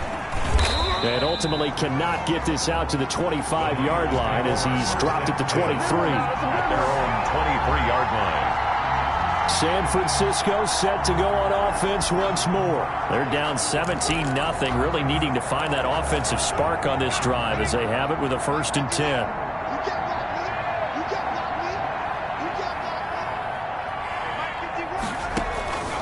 They'll come out throwing here to start the drive. And he will find his man on the end route, complete. And he'll be corralled right around the 34. A gain of 11 to kick off the drive, and it's a quick 1st down. When you're struggling on offense, you're looking for anything possible to get you going. Sometimes you do it like basketball teams that don't normally press. You put a press on, bring people to life, make them move a little bit quicker. Maybe that'll help them as they head towards the half. And he will lose yardage here to the 31-yard line. Despite the completion, they're going to wind up losing 3 there. 2nd down. Got to give some credit there defensively. They snuffed out that screen early on 1st down. Really read it well, didn't they? Because they didn't bring the pressure that they expected. They covered all the passing lanes. So once you see it break down as the passer, I think in this situation, you're throwing it at the feet of your back to make sure no one picks it off, or you throw it away, throw it over the sideline. Don't try and freelance and try and make a bigger play. There's really no one else running a pattern that should be open. That one covers 24 yards. It's a first down. And that was good protection there. No, that was great protection there because it allowed him to lock in on his receiver, although I think he was looking for his tight end on the corner route all the way. Nice connection there for a really nice gain. And able to push forward for right around 3 yards down to the 42. 42-yard line. Well, that's just a pile of bodies there, and that's when you kind of find out who's a tough guy, right? Who can stand up and make a play. It was only a 3-yard run, but for both sides, they had to walk away from that feeling like, okay, I can stand up when the going gets tough in here. There's a throw over the middle. It's taken in by his tight end. And that'll wind up moving the chains again as the tackle's going to be made at the Seahawks 17-yard line. 25 yards there on the catch and run. San Francisco. 2 minutes remaining in this first half of football. Took nearly the entire first half, but a first red zone opportunity for him here. They've got a 1st and 10 at the 17. And he's going to go down. He's sacked back at the 24. 2 sacks last week, another one right here. He's been unblockable lately, and I think that goes all the way back to not just his offseason, but the film study he's been doing during the week, because I think he's found matchups that he likes, and he's capitalizing. And a few times he's even defeated double teams. He doesn't care at this point. Now he's going to swing this one out to his running back. And able to use the stiff arm to gain leverage initially, but not much room thereafter. That's a good job there by the corner. We do talk about this a lot, that a lot of corners see their job as simply covering receivers. Tackling isn't everyone's thing. But in this case, he came up quickly and made a nice, sure tackle. Out of the gun now on 3rd down. Nowhere to go here. He lost the football. The quarterback is sacked. Second time in this game, Charles, the ball has squirted out from his hands. Luckily, his teammate was there to pounce on it. You're right. Got the lucky bounce, able to retain possession.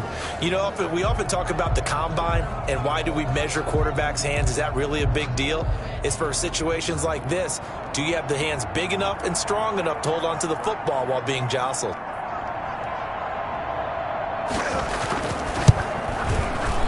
His kick is absolutely perfect. And they're on the board at least here. It's now 17-3. So 3 drives now for this offense, and that field goal gives them their first 3 points. So if you're an offensive coordinator and you're averaging a point a drive, you're in the wrong line of work, aren't you? You got to find a way to unlock the key to these defenses and put some big points on the board. 25-yard line. Yeah, the Seahawks get ready to trot out on the field. You've got under a minute to go here until halftime. You got the good-sized lead. No need to do anything crazy. No, there really is no need to do anything crazy. The smart play, go ahead and take your lead into the locker room and then try and add to it in the second half. But there's a part of me that looks at this and says, first half going my way, I have a little bit of a cushion. Let's go ahead and try and extend things. If you've got some good plays drawn up. And now off to the races down the right side. And finally out of bounds inside the 5 at the 4.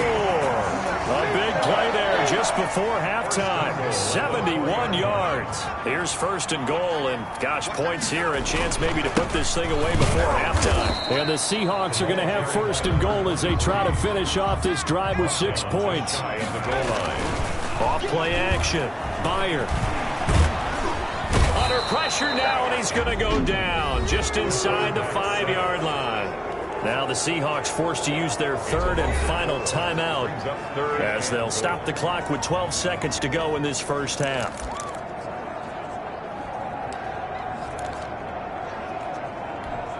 A big play forthcoming. Here's 3rd and goal.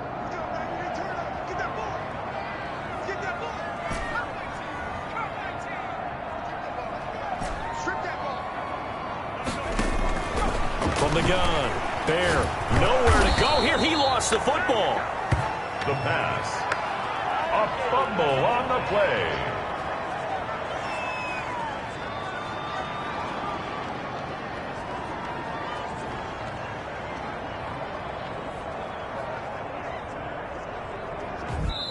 So we have come to halftime. You want the 3rd quarter already?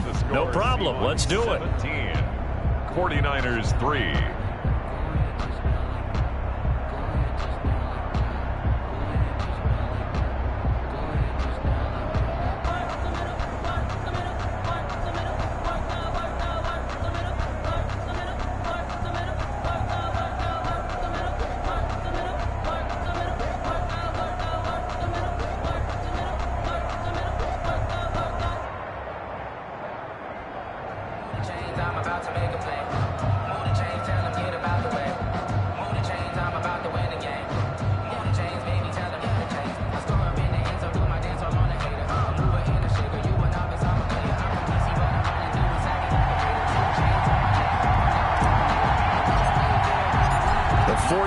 going to have the football and trailing on the scoreboard as we get back underway on EA Sports. And that'll carry over the back line of the end zone for a touchback.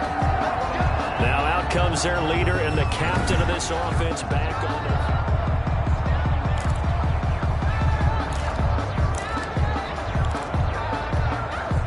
The 49er offense set to get this drive underway. And tough to win games if you're going field goal, field goal, field goal here. They got field goal last time.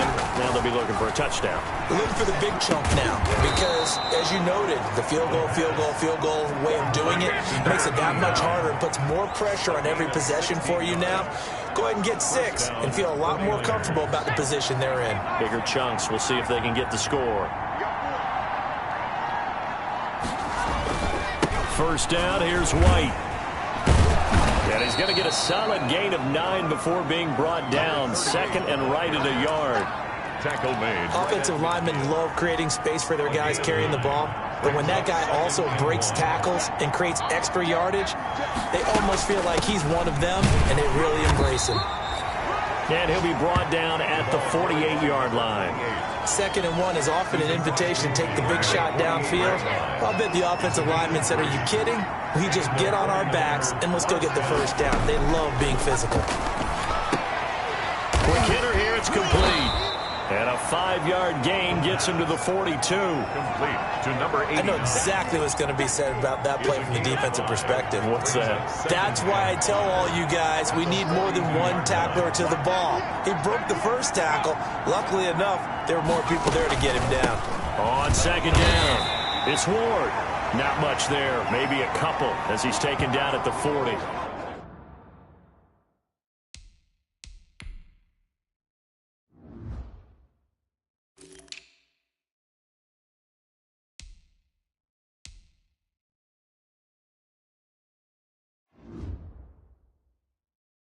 Now we've got whistles and a timeout here.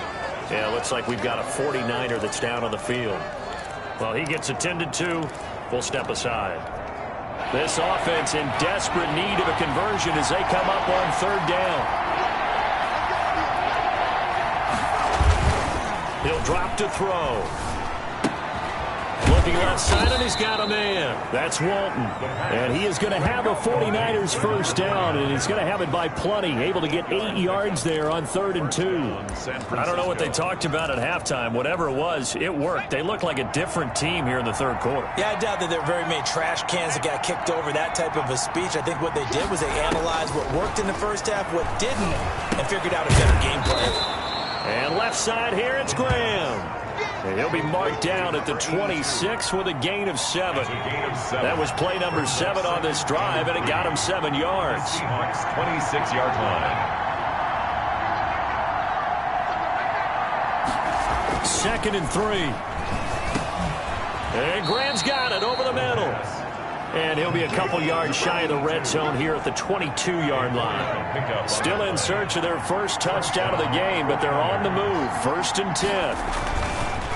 On the draw, here's White. And he will lose yardage here back at the 23-yard line. 2 yards the loss, 2nd and 12. This defense is just flat getting after it. They have not given up much of anything in the run game. Case in point right there. A rare misstep on that last play because the drive has been strong, but now it's 2nd and 12. Under pressure, and he'll go down. Sacked back at the 31.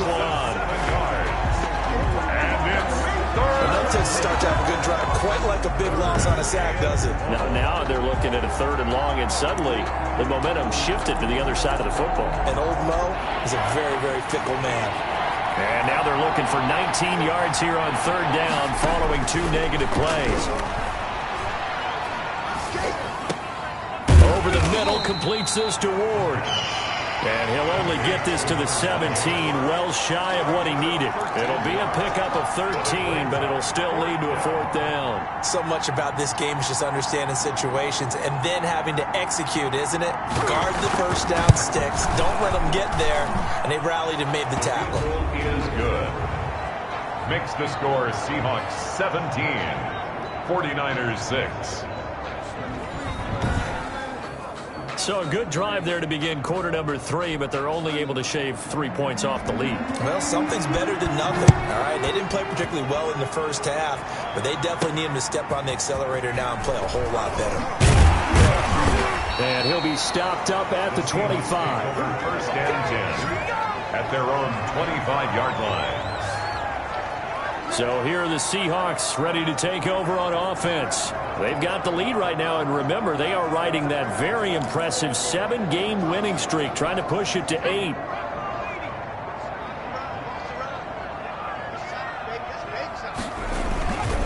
They'll run on first down. Hurst, and he'll wind up with about 6, up past the 30 to the 31. Now, Brandon, that's the way you want to run the football. There should almost be quote bubbles above the offense right now. Bam, boom, biff. That's how they feel good about moving the football. They'll come up now 2nd and 4 from the 31. Back to throw. Byer. It's a short one here, complete to the tight end. And able to get this one across the 45 before he's brought down.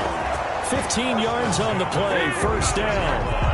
And now we get into the psychology of the whole thing, because a lot of teams with a 2-score lead in the third quarter, they almost become defensive with their offense, just playing not to lose. I think with this team, you got to figure at this point, this is a great spot for them to go into attack mode, really try to put the hammer down and finish this one off. And they'll get him down as he's inside the 40.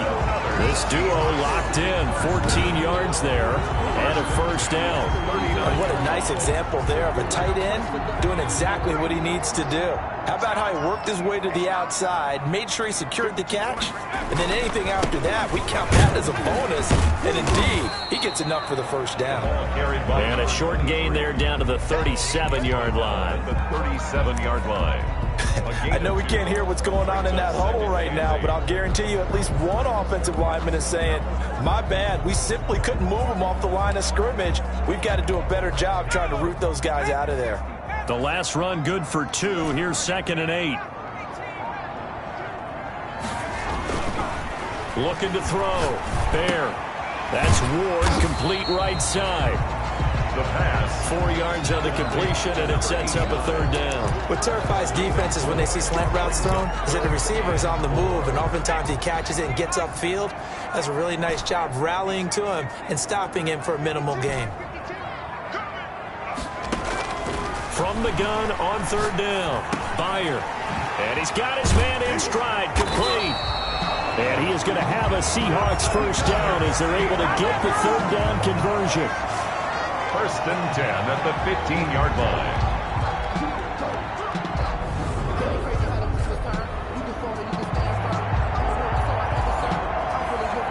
And that is going to do it for this third quarter of action. You're watching the NFL on EA Sports. Line of scrimmage, the 15. It's 1st and 10. On first down, Hurst. And he's able to get this inside the 10 now to the 9. A solid run on first down. Gain of 7 leaves him with a 2nd and 3. Now, I'm guessing you'd say this is kind of the key here. Grind out some yardage, work on that clock, see if you can continue to tick it down. Definitely, you want to bleed things out at this point, right? Continue to possess the football, gain some yardage, and put the onus on the defense. Do they have these timeouts? What are they going to do to stop you? You're taking charge. 7 yards on the pickup there, and now they've got it 1st and goal. I think there's a fatigue factor that's kicking in defensively. You know the will is still strong, but I think the offense is starting to bend it just a little bit, don't you? Yeah, absolutely. It's looked that way. We'll see if they can continue this already strong drive.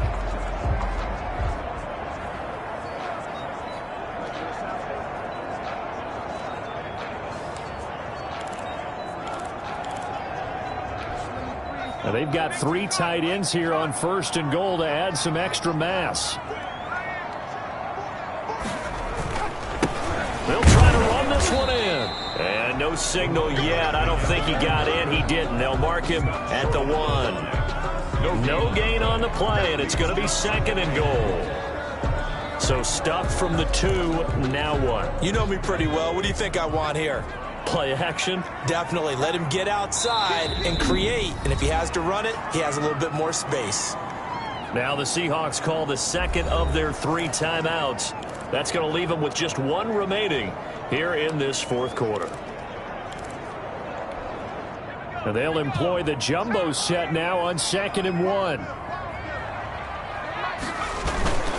They'll try to run this one in. And they'll bring him down after just a short pickup. The second down play, not much better than the first. Just a gain of 1 there.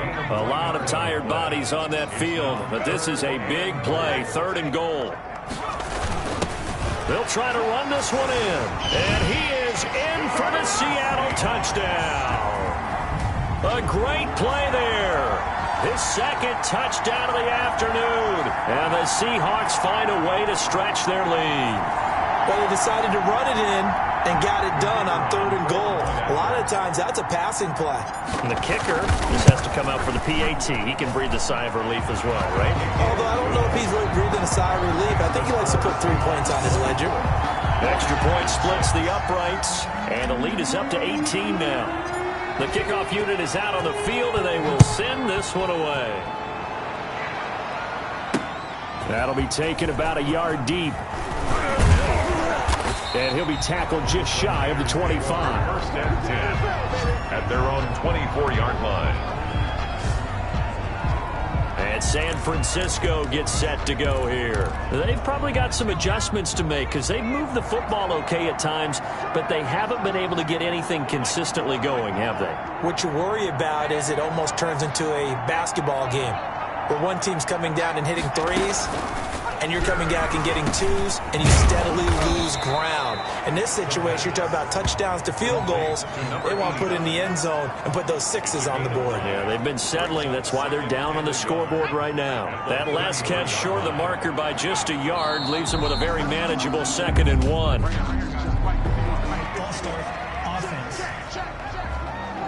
And maybe they were coming with a blitz that time, and it caused a jump. I think if we saw it, you know that they saw it. Might have been a little discussion down there. Bad guys coming. Pick them up. Pick them up. And someone jumped. They'll set up to throw. Pressure comes. He's taken down by the Seahawk defense. We've been around this league for a while, and many coaches never pull their starting quarterback, almost no matter the situation. In this case, though, I think he's got to make a decision. He's taking a pretty good beating out there. Yeah, with the deficit, maybe not wanting to risk an injury. The Niners on 3rd down. They've converted just 2 for 6 thus far. This is 3rd and 16. Out of the gun, they'll look to throw. And that is incomplete. Well, it just seems like all game long there hasn't been a lot of sync quarterback to wide receiver on this side of the football. They haven't been on the same page, quarterback and receivers. Heck, they haven't been on the same grease board when you draw plays up. They haven't been on the same surface tablet that you look at on the sidelines. Nothing's worked for them. They've got to find a way to start matching each other's movements. At their own 45. The Seattle offense now set to come back out on the field. And this team continues to stake its claim as Super Bowl favorites. They are now eyeing an 8th straight win as they begin this drive here in the 4th quarter. Rolling to his right. On the run, he'll let it go deep. Right sideline. And he was hit as he threw it there, and it forces it incomplete. That was an interesting look there because as soon as he got outside the pocket, I thought he was going to take off and run for yardage. But what often happens now with these quarterbacks who can move, defenses want to try and keep bodies in front of them, and I think that discouraged him from taking off and made him try a pass downfield that fell incomplete. They do get a yard there, but only a yard. Leaves them with 3rd and 9 looming. The Seahawks on 3rd down. They've been okay, 2 for 3 thus far. This is 3rd and 9. Operating from the gun. Bear got a man, and he hits him in stride. And he takes it all the way down to the 3. They're able to convert on 3rd down, and that sets up a 1st and goal. They have the nice cushion. They just want to pour it on right now, still throwing the football. And I know my background says, why do you need to do this? Just go ahead and run out the clock and get a win. But as many people pointed out to me, this is a video game, man. Go ahead and put the numbers up. Sportsmanship, not an issue. And he will score. Touchdown, Seattle. A great effort there. With his 3rd touchdown of the ball game, number 12 on the season. Here the Seahawks are able to stretch that lead out a bit further. He keeps carrying the ball into the end zone, and in this one, he's sort of...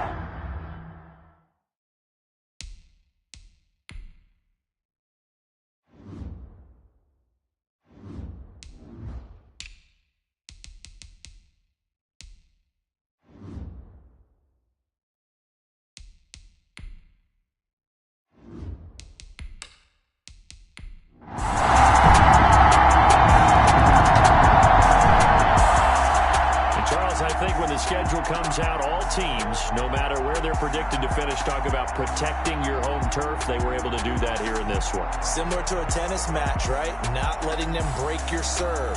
That way you hold on to it. They got it done, and they feel very good about that victory. So for the Seahawks, they're setting themselves up as a major contender as they move to 8-1 now on the year. And they will hit the road next week to take on the New York Giants. Meanwhile, for San Francisco, they'll lose an important one here as that drops them to 5-4 on the season. And they'll get a chance to redeem themselves next week at home against the Chicago Bears. Thanks for tuning in, everybody. Alongside Charles Davis, we thank our entire crew. I'm Brandon Gaudin. This is the NFL on EA Sports.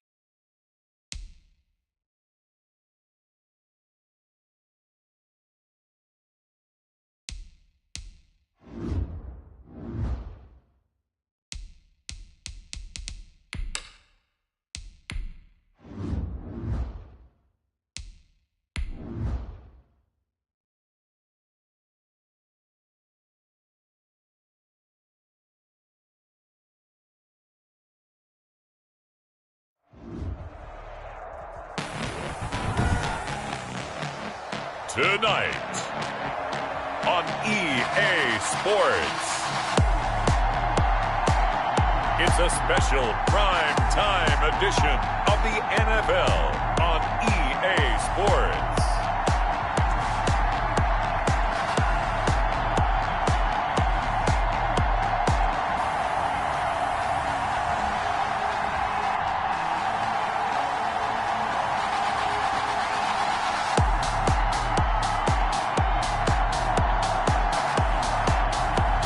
It's the New York Giants taking on the Seattle Seahawks.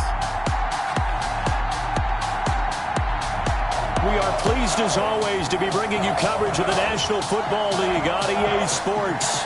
Nothing like the fanfare of introductions to an NFL game, and that was in evidence a moment ago. Fireworks, pyrotechnics, you name it. This crowd is ready as their guys get set to match up between the Seattle Seahawks and the New York Giants.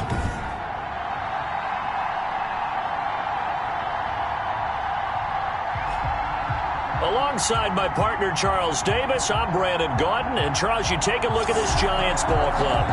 They're losers their last time out, so they'll look to make amends here. And one of the best ways you can do that is to be at home, and they are.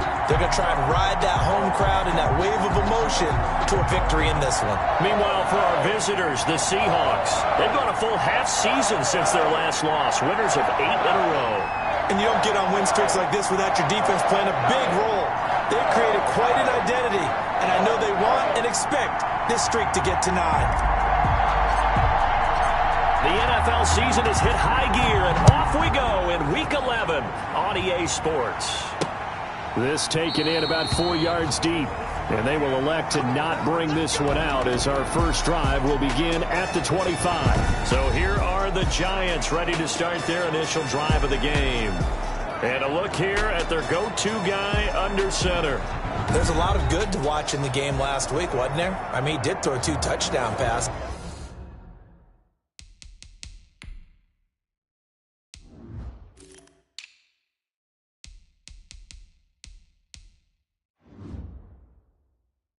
That was impressive.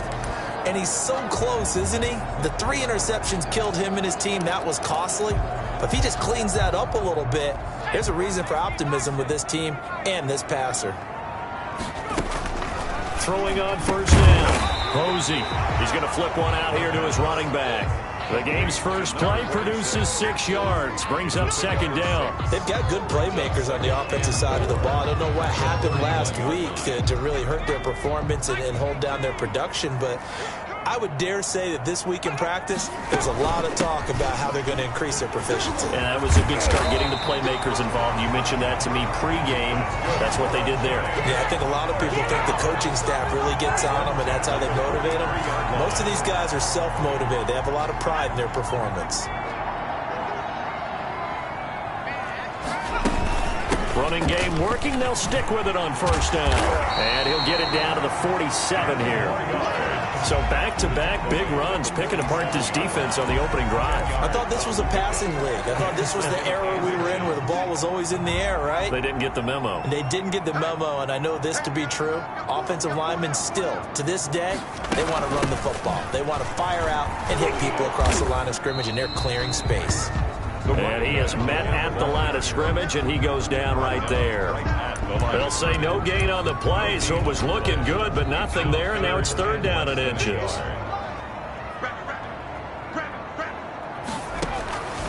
From the gun on third down. Posey got his man complete over the middle. It's Dawson, and he will have a Giants first down as they're able to get the third down conversion. Last play they got stuffed at the line. Different story here, over 20 yards.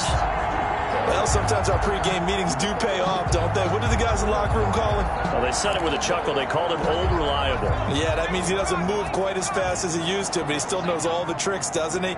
Even that little gentle push-off in order to get open. He finds a way to pick up a first down. And he's going to lose yards. They take him down at the 26.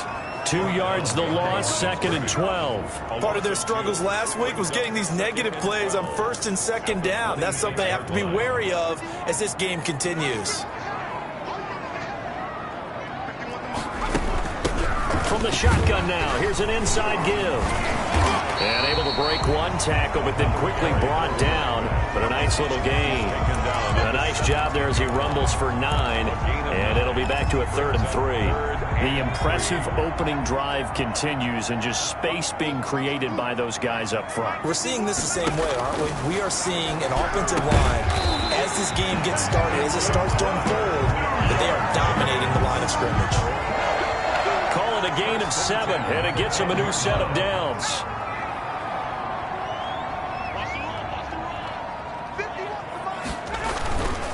And to give this time to the tailback. And he was able to shed one tackle, but could not get away from there. A gain of 3, 2nd down. Brandon, all things considered, they have to feel pretty good about getting that type of a gain, considering the blitz that they just had against them. From the shotgun now, here's an inside give. And nothing doing. He's immediately taken down at the line of scrimmage. No gain on the play, and it's going to bring up a 3rd down. 3rd down and 7. And the big fella stuffed that one up in a big way. I think doubling him has to be a priority because you can't move up to the next level if you don't take care of him first. To throw on 3rd down, Posey. And this is caught. For the moment, it's a touchdown, but multiple flags down, so let's sort this out. Personal foul. Roughing the passer. Defense. And yes, they want the points, so they will decline the penalty, no question there. You don't think they spent a couple of seconds mulling over what the penalty I don't would do even for know them? why they asked the sideline. Not at all. When you put the ball in the end zone on a takeaway, take the points and keep moving. Point after try forthcoming.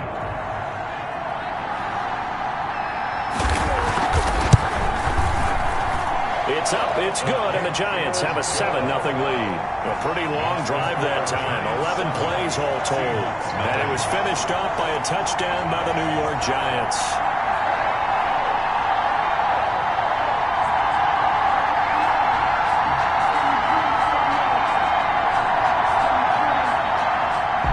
The kickoff unit as they run up and send this one away.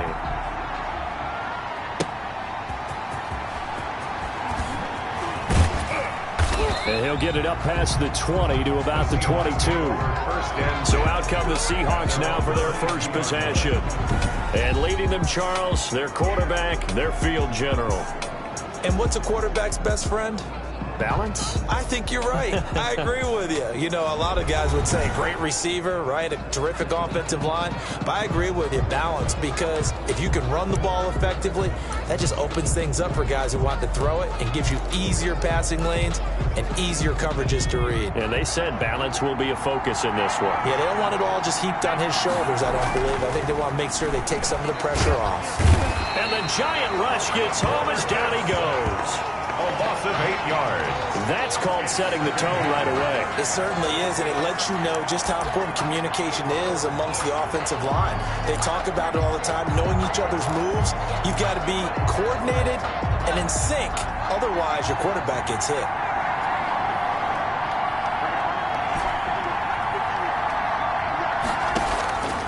To throw on second down. Byer, wide open receiver, complete. And he is in for the Seattle touchdown. A big play there. Hitting double digits with his 10th touchdown of the season. And the Seahawks just an extra point away from tying this thing up. When they drew that up, I don't think they envisioned it ending in a house call.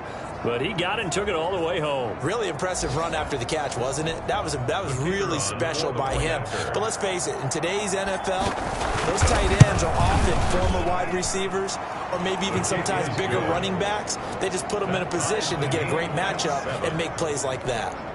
Point after, right down the middle. And we are tied at 7.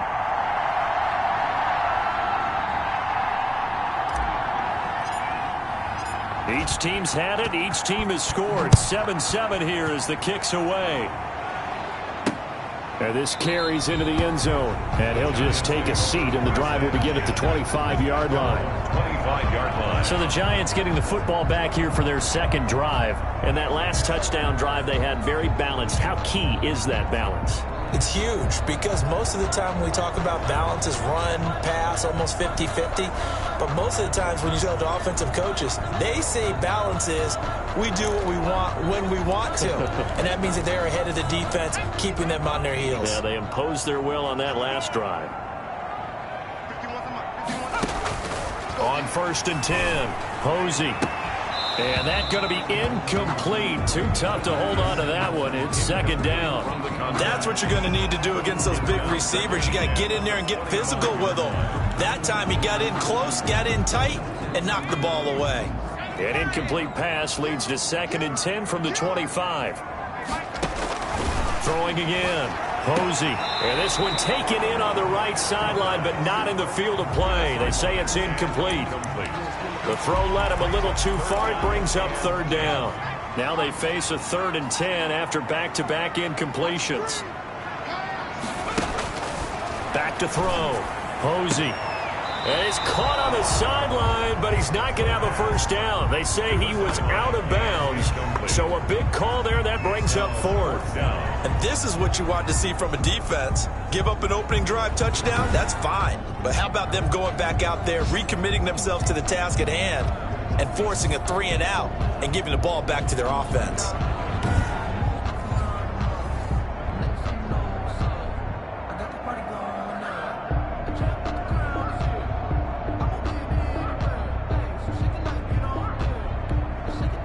And the Giants send out their punter now, as he's on to punt for the first time tonight. And he punted 3 times in the loss last week as he sends this one away. And it's fielded at the 34. And he'll be out of bounds up near the 45 at the 44. They call that a punt of 38 yards officially. And the offense will take over with a new set of downs. Seattle's offense coming back onto the field, ready for their 2nd drive. The last possession, these guys were able to tie the game with a touchdown, and now they'll have a chance to move out in front. Yeah, let's give a big assist to the defense who got the ball back. The special teams went out there, handled things. They've got it. They've got momentum. I know they're eager to get out there and put it on display. Good starting field position for them here as they come up 1st and 10 at their own 44.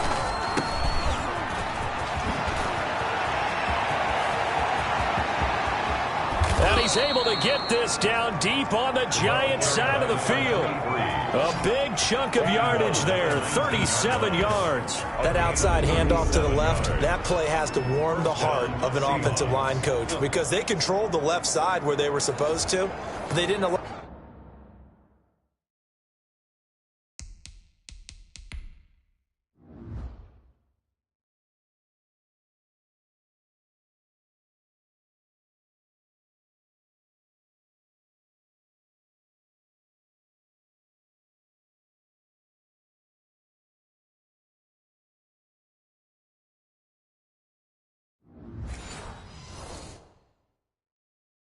Anything to leak from the backside on the right side of the offensive line either. Well played. Yeah, and it created a big run.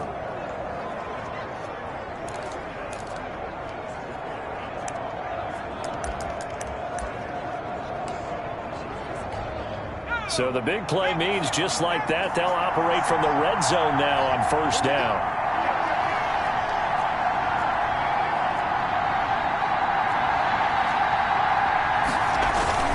Right back to him on 1st down. And he is in for the Seattle touchdown. A great play there. With a lucky number 13 touchdowns now on the year.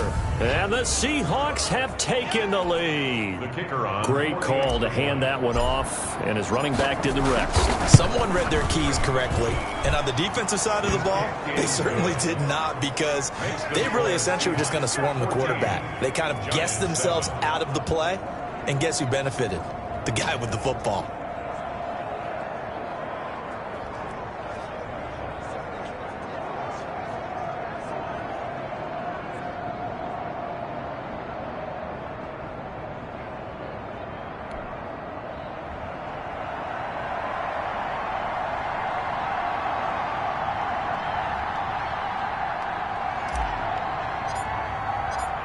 Set now to kick this one away, and off it goes. This taken in about 4 yards deep, and it'll come out to the 25 as he will not attempt to return. Back on offense, New York gets set to take over. And on the last go-around, they really couldn't get anything going. They had to punt from deep inside their own territory, which means you're going to lose the field position battle as a general rule. What they're looking for now is a little more consistency, move the ball at least a few times on offense, get a couple of first downs, and hopefully flip the field. Yeah, just something to build off of. That's what they're looking for here. And he'll be upended at the 28-yard line. Just a 3-yard gain there. Yeah, I don't know if it's exactly a win-win, but if you're on offense, you'll take that kind of a run, all right? It was kind of stacked up, found a little bit of yardage, and frankly, they're pretty close to staying on schedule on offense. The playbook is still open for the coordinator. Looking to throw on second down. Posey firing quickly here, and that's complete. That one, a first down pickup of 8. This has to go down as one of the simpler routes in the playbook, but oh so effective. Nice completion there. Keeps the sticks moving. So from the 36 now, 1st and 10. Now a handoff here to his running back. And he'll take this one for about 4 up to the 40. Well, on every play call, you realize it's not going to go for a touchdown. So a lot of your calls are setting things up for maybe later in the game, trying to establish the inside run with toughness now, hopefully get to the perimeter later. And let's face it, you could do worse than a 4-yard run on first down. Through one quarter, 14-7 our score. Seahawks 14, Giants 7.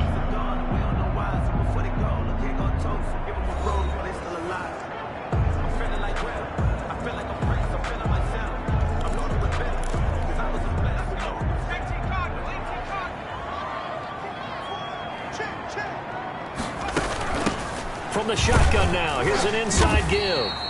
And he takes this up right near the 45-yard line. He was frustrating for a defense, energizing for an offense. Finding a way to create that type of yardage in your running game, that'll make the guys carrying the ball very, very happy.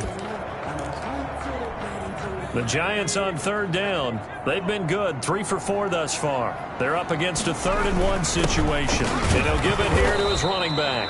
And that one going nowhere from the start as he's met in the backfield and goes backwards. It'll be a loss of 1, and that's going to bring up a 4th down. Just a simple run play there on 3rd and 1, but this D was up to the challenge and stopped them, bringing up 4th down. And the Giants send out their punter now as he'll kick it away for the 2nd time. He'll return it from the 6. That'll go as a punt of 42, 7 on the return. And it'll be Seahawk football as they take over deep in their own territory. A look at the running back, the man out of the backfield as he gears up to go again. And it may just be the 2nd quarter, but he's in his zone, well on his way to eclipsing that 100-yard mark. And when a back has a game, as we're witnessing right now, his name's going to be in the books, but it's really a collective deal, isn't it? Because that means he's getting plenty of blocking, a lot of help from his teammates, but he's making the most of it. Yeah, he's made the most of it to this point.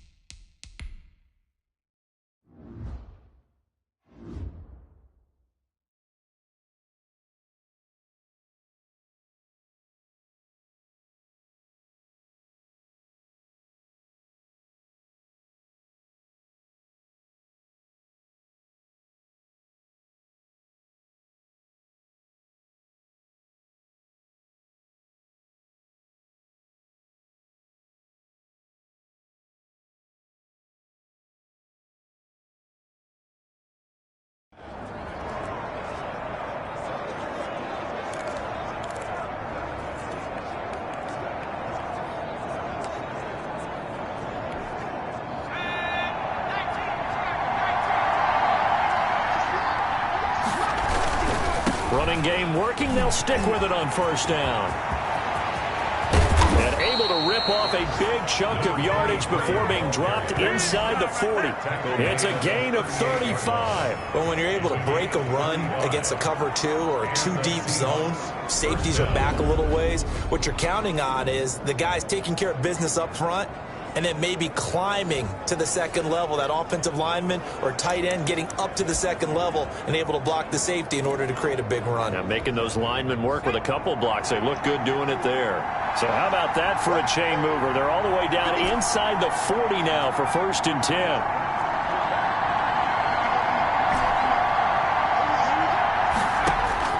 From the gun, Bear. And he will find his big tight end over the middle. And they'll wind up getting this one all the way down inside the 20. Great gains back-to-back. Last time over 30 yards, better than 20 here. Well, it certainly doesn't matter if it's been through the air like on this play or on the ground.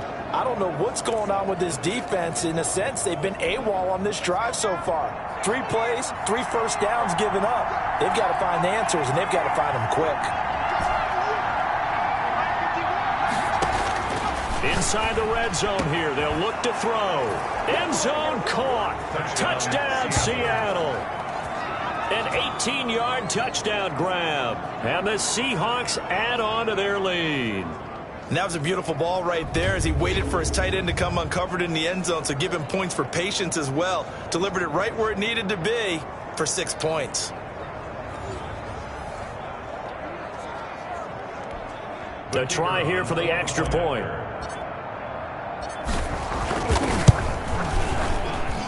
It's good, and it is now 21-7. So that drive, 4 plays. And the Seahawks capping it off with a touchdown.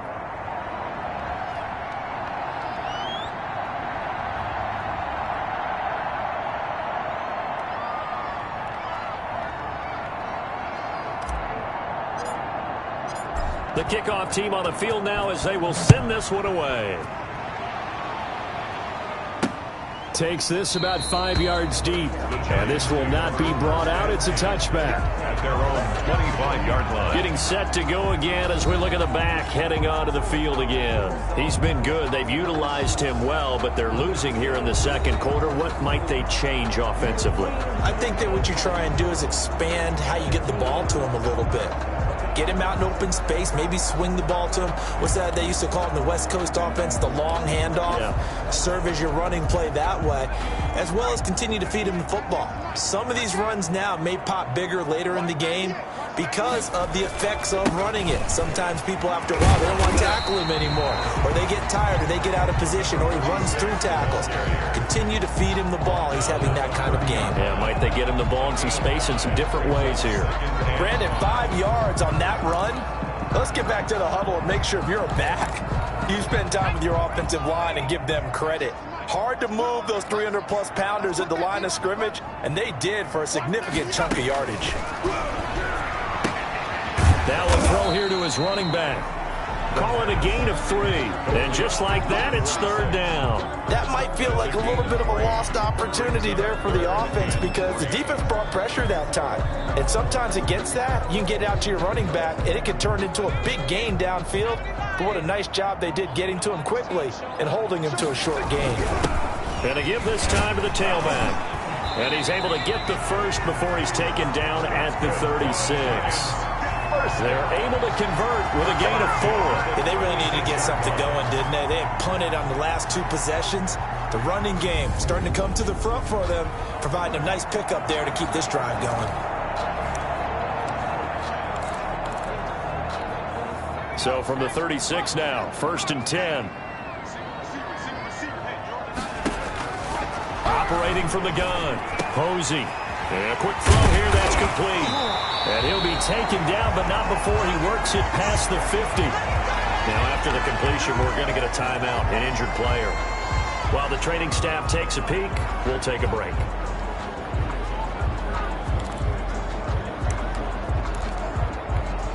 So from Seahawk territory now, it's 1st and 10 at the 46. From the shotgun now, here's an inside give. They'll get only a couple down to the 44. Carry for the running back. That was a pretty good job defensively to hold him to a 2-yard run, but I've got to think this offensive line, they're asking their quarterback for a different type of a run, one that they rely on, one they have confidence in, one they feel like they can block. To throw on 2nd down. Posey throwing for his running back, and he's got it complete. Call it a gain of 5, and that's going to lead to a 3rd down. And we see another pitch and catch there to the running back. This position just continues to evolve. They become just as critical to the passing attack as a lot of receivers, tight ends, because their ability to make people miss in the open field can really generate big plays for an offense. And he will not be able to hang on through the contact. It's incomplete. The coverage strong, and now it's 4th down. From a defensive perspective, they had exactly what you want anytime they want to throw the football. There was pressure on the quarterback. They were getting after him, and they tightened down on the receivers and forced the incompletion. The Seahawks take over 1st and 10 at their own 4-yard. There again is the running back as he trots onto the field. That's double win there, partner. You keep out of the return man's hands, and you pin him inside the 5-yard line. Pretty darn good.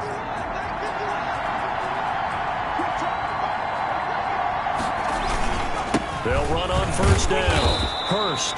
And a nice pickup as this one gets him to the 10-yard line. It's a 6-yard gain on the ground, and that'll make it 2nd and 4. I think they're ahead of schedule now after that run. They might be bold with this 2nd down call after that type of a gain.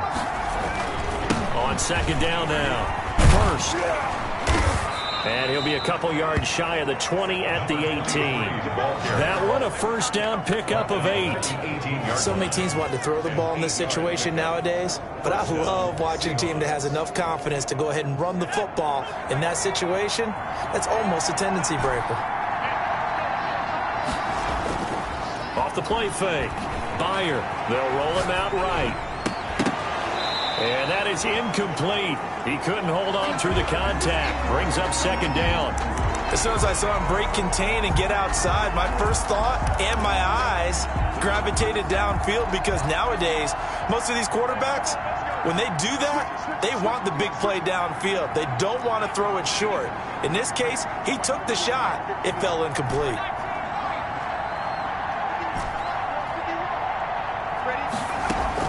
Back to the air on 2nd down. Bear. Quick hitter here. It's complete. And we've hit the 2-minute mark in this first half of action.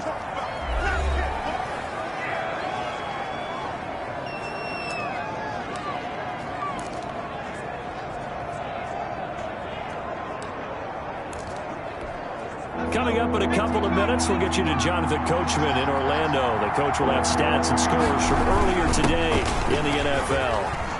Space to maneuver at the 40, and he'll take it to the 43-yard line. It's a gain of 15, 1st down Seahawks. Watching that run takes me back to something a famous old coach once said. Any player he wants on his team, he wants him to be agile, mobile, and most definitely hostile. A couple of 1st downs has the football position at the 43 as they come up 1st and 10. From the gun, Byer. That's caught over the middle by Hurst. And taking it across midfield and inside the 45. That's another gain of 15 on back-to-back plays. 1st down, Seattle. On 1st down, Bear. And he fires one that's intercepted. Picked off near the 29. And they're going to set up shop at the 27-yard line.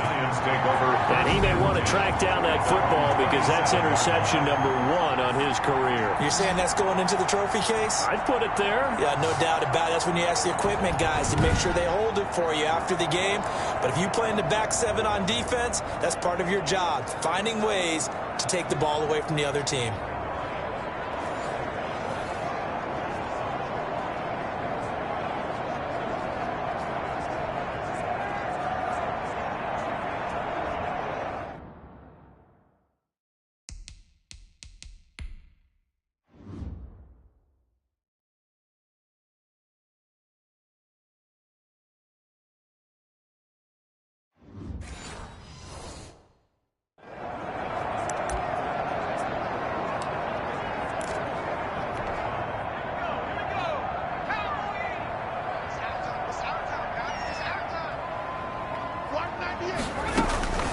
Throwing on 1st down. Posey. And this will be incomplete. physical play on the football there, and it's second down. He did a fine job there of not hitting him before the ball arrived, and I've got to tell you, you can often mistime that play because of the angles of approach. When you're going to get him, sometimes you panic as well and think, I've got to be there right now. Instead, in this case, timed it perfectly and knocked it free. And he comes back with one complete. The Giants going to go ahead and use the first of their timeouts as the clock shows 50 seconds to play here in half number 1.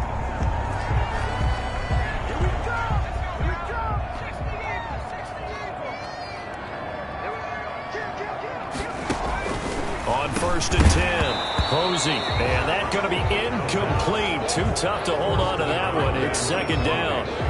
Some of the fans here don't seem too happy about what we've seen in this first half. No, not at all, and I understand why. They look lethargic, out of sync, and it shows on the scoreboard. Throwing again on 2nd and 10, Posey. And the Seahawk defense gets to him, and they bring him down. Oh, and after the sack, he's still down on the field. While the training staff works on him, we'll step aside and be right back. And some secondary help here for the defense in the nickel on 3rd and long. From the shotgun now, here's an inside give.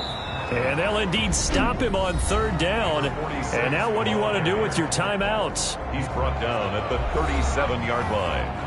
A gain of 6 And the Giants send out their punter now as he's on to punt for the 4th time tonight.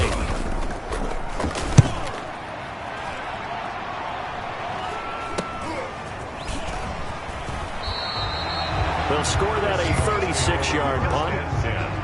At their own 26-yard line. Out comes this field general once more, leading his offense back onto the field. They've sort of epitomized balance. I mean, he's thrown the ball pretty well. They've run the ball well.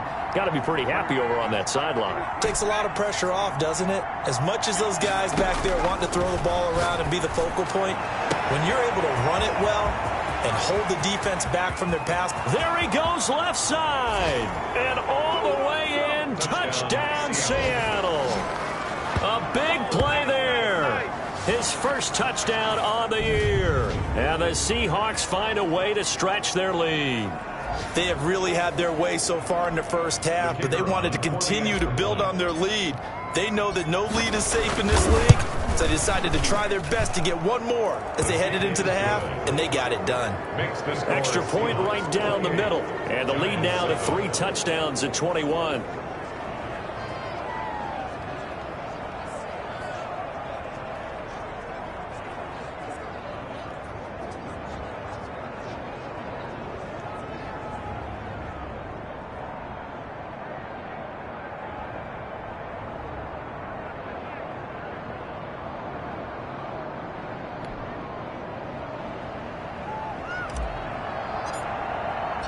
The kickoff unit is out on the field, and they will send this one away. Fields it in the middle of the end zone. And not wanting to risk anything here late in the half, he'll just take a knee, and they'll bring the football out to the 25. New York set to take the field.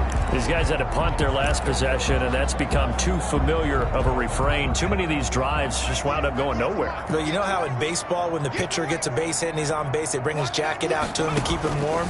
A lot of times the punter goes to the sideline, puts on sweatpants. In trouble, and he's taken down. Taken down and sacked. Well, someone's closing in on the league lead in sacks. He came into the game in the top 5. Now you add 2 more to his total. After the sack, it's 2nd and 19, and the road gets a bit tougher from here. They don't want to repeat a first down. They'll keep it on the ground. And a pretty good run, all things considered. Probably would have liked that in the first quarter instead of right now as the clock continues to run. These guys have punted 4 times already, and they're staring at a 5th, barring a conversion here on 3rd down. Operating from the gun, Posey. And that is incomplete. 7 seconds remaining. Intended for number 46. Incomplete. It's 4th down. And the Giants send out their punter now as he'll come on for his 5th kick of the night. And he deserves a bronze leg as he gets this one away. And here's a fair catch taken at about the 24-yard line. Call it 38 yards on the punt, no return. And there'll be time for maybe one final play before halftime.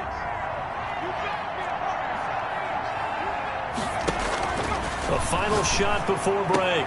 Byer. And now this is intercepted. My goodness. Picked up at the 40.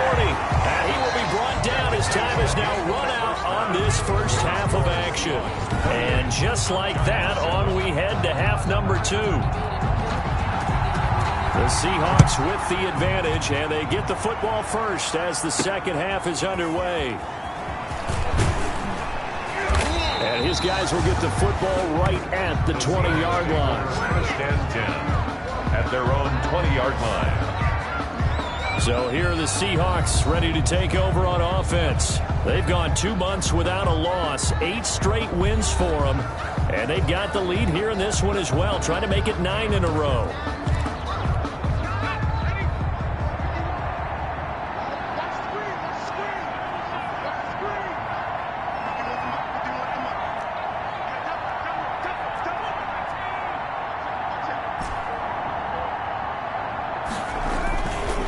Play action. Fair. And he finds a man on a crossing route. And they're going to have this across midfield and inside the 45. Big yardage after the catch. That one winds up going for 36. I'm seeing a lot of guys shaking their heads on defense right now, particularly in the secondary.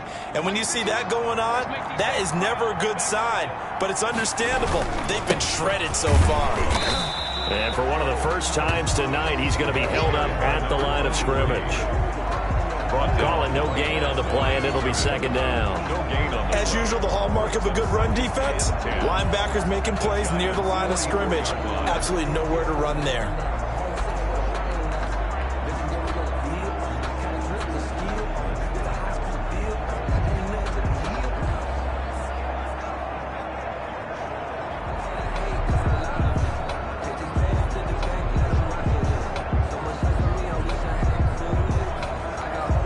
So after the run for no gain, here's second and 10. They'll keep it on the ground. Hurst. They do get a couple, but they'll be left staring at a 3rd and 8 coming up. You know how we get focused at end of the half and into the game situations about how much time's on the board and, you know, what you need to do? Sometimes you don't even have to worry about that. That's just smart football. You know, that kind of a lead, staying in bounds, it burns clock, even in a situation that we're not really focused on it.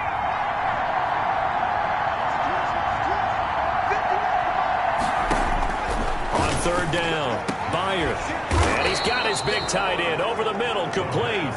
And he is going to have a Seahawks first down as they're able to get the 3rd down conversion. Give them 22 there on the 3rd down conversion.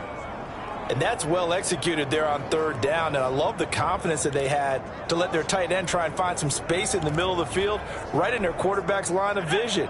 And QBs love to make that easy throw, and they hooked up there for a first down.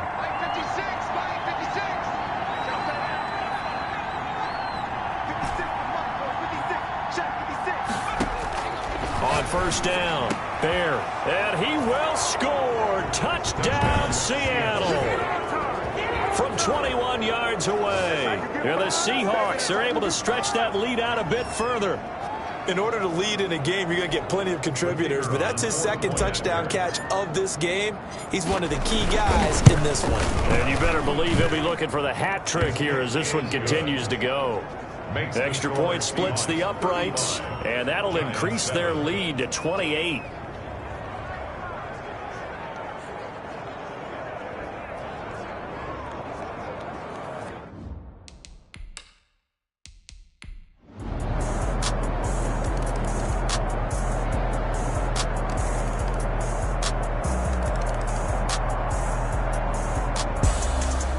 Charles, it's one thing to win. It's another thing to win and put up the amount of points that they did. Boy, were they clicking on offense. they can't help but feel great about themselves, can they? I mean, what a game to put up that number of points, continually feeling like they're moving the ball and things are working and clicking. They think that they can bottle this and carry it with them. And as an offensive coordinator, you just don't think you can do anything wrong. Whatever you call, run, pass, it's all going to work. That's called being in the zone. So for the Seahawks, the great run they've been on continues as they move to 9-1 now. And they'll get another road test next week as they head to Arizona to take on the Cardinals. Meanwhile, for the Giants, it was a game they really needed as they drop back to 4-6. And they'll be at home for one next week as the Atlanta Falcons come to town. And for Charles Davis and our entire crew, I'm Brandon Gaudin. You've been watching the NFL on EA Sports.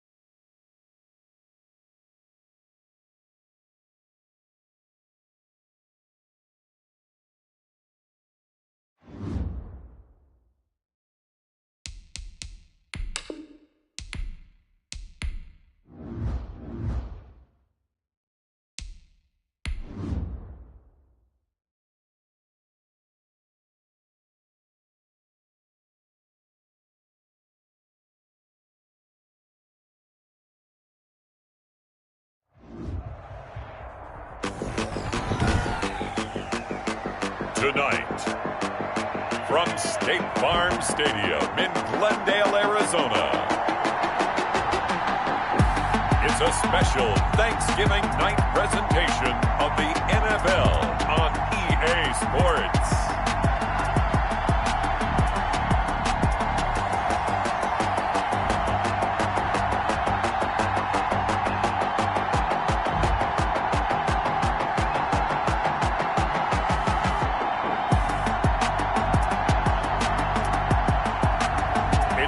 Arizona Cardinals taking on the Seattle Seahawks.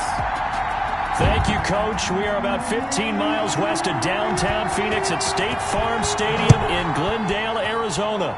Tonight, it's the final morsel in our Thanksgiving feast, and we've got a good one in store between the Seattle Seahawks and the Arizona Cardinals. So out come the Seahawks now for their first possession. And out will come the leader of this offense, and that, of course, is their signal caller. And there's a lot of good to watch in the game last week. He threw 4 touchdown passes. A little bit of concern throwing the 2 interceptions. Yeah, and the 2 pick. Yeah, you want the ratio really to be closer to 3-to-1 as opposed to the 2-to-1 that he had. But it is something to build on. They did get the win, didn't they? Defensively here, you're facing a top 5 team in terms of points scored in the NFL. So when they're that high power, you've got to find a way to hold them under 20. Because to me, that's the magic number. 20-point score gives yourself you give yourself your best chance to win. So if they're up around 24, 28, 30, they could be in some trouble. And I think so, because then you turn it into a shootout, and that means your offense has to keep pace. Now a throw here on second down, and that's complete. And he's upended after a gain of 2 out to the 27. They do get a couple, but they'll be left staring at a 3rd and 8 coming up. One thing we do know, he's going to get his catches. So as they move forward defensively, got to continue to focus on not giving up the big play when he does catch the ball in the secondary.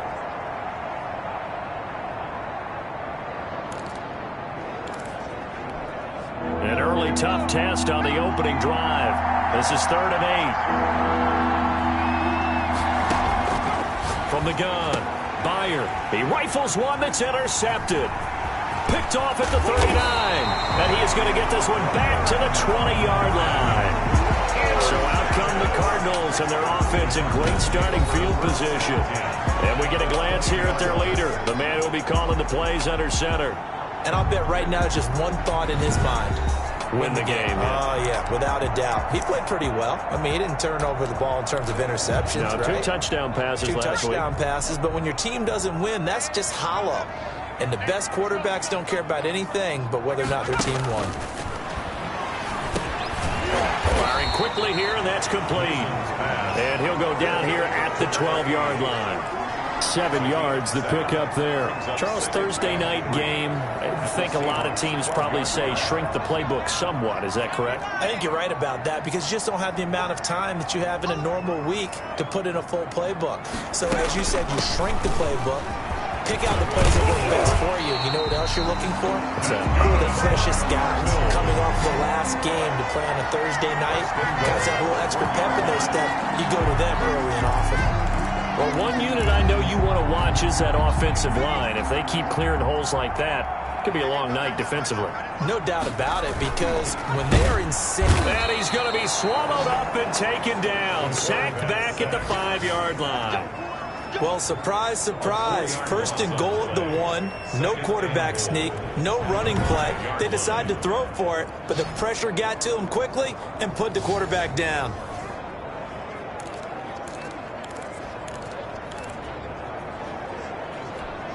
Back at the 5-yard line now. 2nd and goal.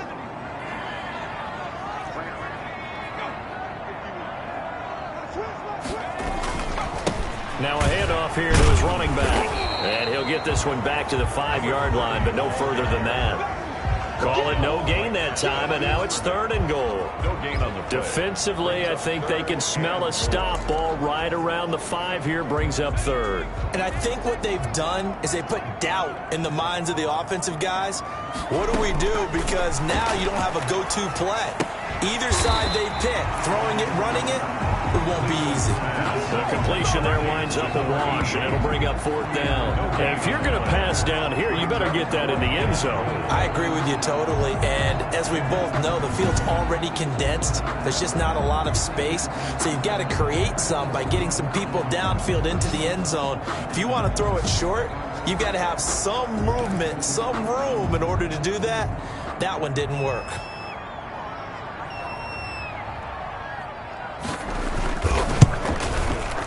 And his kick here is good. And the Cardinals have the first points. It's 3-0. Seahawks, nothing. In the end, the opening drive, Charles, does yield points. Maybe not the touchdown that they wanted, though. Yeah, but bottom line, they wanted to get something out of that drive, and they did that. 3 points, they won't turn that down at all. This will make it into the end zone, and he'll just sit on this one as their drive will start at the 25. 25-yard line. Now here's the signal caller getting ready to lead this offense again. And he comes out on the heels of an interception he threw last time they had the ball. Yeah, and you know, the quarterbacks that I know that are the best ones, the ones that really know how to lead their team, they tell them, that's on me. That's my bad. But let's go back out there and move ahead again, guys. We can get this done. One good thing for him, it did only lead to 3 points and not a touchdown after that turnover. Big thanks to the defense. The throw right side is complete here on the first play of the drive. And finally, he's taken down at the 18. It's a big play there for Seattle. 57 yards. Well, that didn't take very long. You mentioned you have to keep him under wraps. Avoid the big play is what you said, and here he makes one in the first quarter. Yeah, you can't let this become a habit. Otherwise, you know what'll happen? They'll flat out take over this game. A real field flipper there as all of a sudden they've got a first down in the red zone. And he'll give it here to his running back. Number 23. Pretty much unreal, not just in terms of yardage, Charles, but also throw in the 3 touchdowns as well. When you put the whole package together, I can make you a pretty good guarantee right now. He's going to see a few more people in the box every time he lines up. Yeah, I don't think that the defense has any choice. They've got to stop him. Can't let a repeat performance like that. Agreed. Looking to throw on second down. Bear, and he fires one that's intercepted. Picked off inside the 5, and he'll be brought down at his own 10-yard line. First quarter, and now he already has 2 interceptions. Yeah, he's got to guard against being tentative from this point forward, though. He's got to still make the right reads, make the proper throws. I've seen guys in this league throw 4 interceptions in a game and win. He's got to understand, put it behind you, keep pressing forward.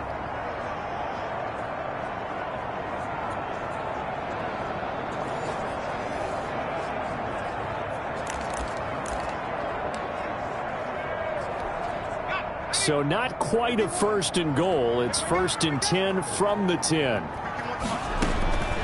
Operating from the gun, Gleason. And he takes a shot on the release as this will be incomplete. They're bringing a lot of pressure here already in the first quarter. Already sacked him once. Now they get in there and knock another one away.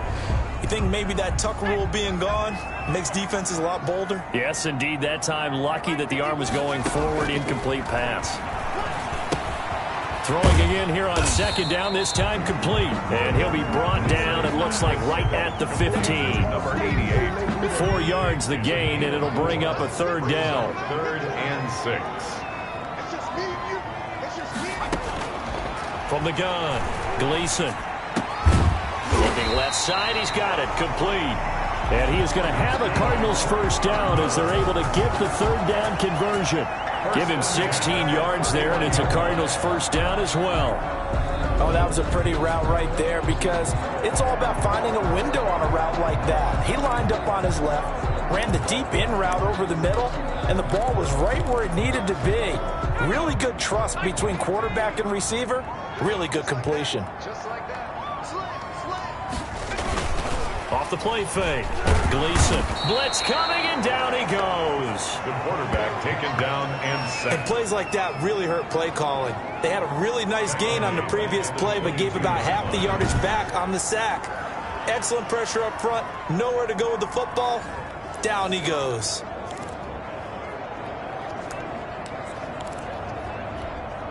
So that complicates things a bit here. 18 yards to go now on second down. from the shotgun now. Here's an inside give. And he'll be taken down here at about the 23-yard line.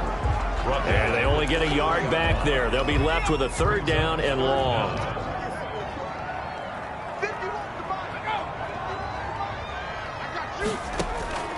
Operating from the gun, Gleason. Now he'll let it go deep, right? He's got a man, complete. And he is going to have a Cardinals 1st down as they're able to get the 3rd down conversion. The defense shaking their heads, not aggressive enough, and they allow him to convert a 3rd and 18. So the line of scrimmage moves all the way across the 50 now as they come up 1st and 10. They'll try the left side. Lucas. And brought down, but able to get it to their 30-yard line. Another nice gain, 16 yards there and a 1st down again. Well, they came into this game saying it was important that they set the tone and show that they can run the football. And I believe that they've done that here in the 1st quarter. They had to settle for 3 last drive, hoping this second go-around ends in 6. In good position, 1st and 10. Pass incomplete, but the flag in the backfield, and this might be a roughing call. Personal foul, roughing the passer, defense. So a pretty early 1st quarter roughing the passer penalty. Seems like the officials are going to let everyone know they're taking charge of this game. They're always going to protect the quarterback.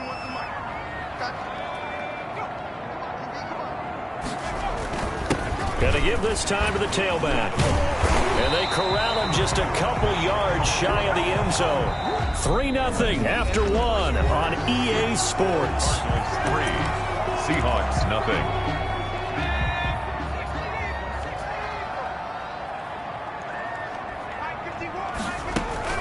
They'll try and run for it on 1st and goal. And he is met in his tracks behind the line of scrimmage. It's a loss of a yard there, and it's 2nd down. Well, I know defensive coordinator is going to be pretty excited about what he just saw there. Great knockback by their front.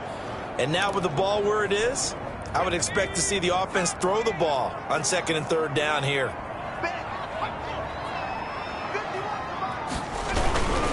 On 2nd down. It's Lucas, and he is going to be stopped cold behind the line of scrimmage. That'll be a loss of a yard, and it leads to a 3rd down. We all know how much running backs love getting the ball down near the goal line. They think they're going to find a way into the end zone. He hasn't had that kind of luck so far. Ends up not getting in on the last 2 carries. You know he's going to be upset about a missed opportunity. And now can they reverse the trend on 3rd and goal with the last 2 plays having gone backwards? Steps away. He may try and run for this. And he'll be brought down right on the edge of the goal line at about the 1-yard line. Now after the completion, we're going to get a timeout, an injured player. While the trainers take a look, we'll step aside.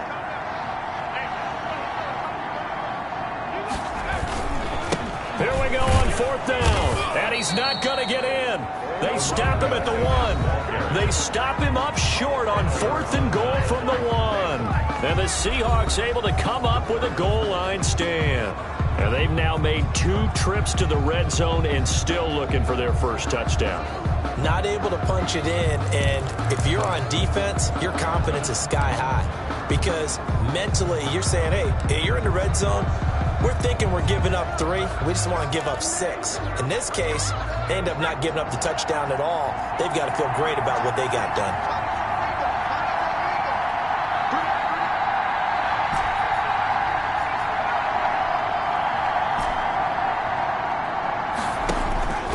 Trying to shake off the interception from the last drive. He'll look to throw.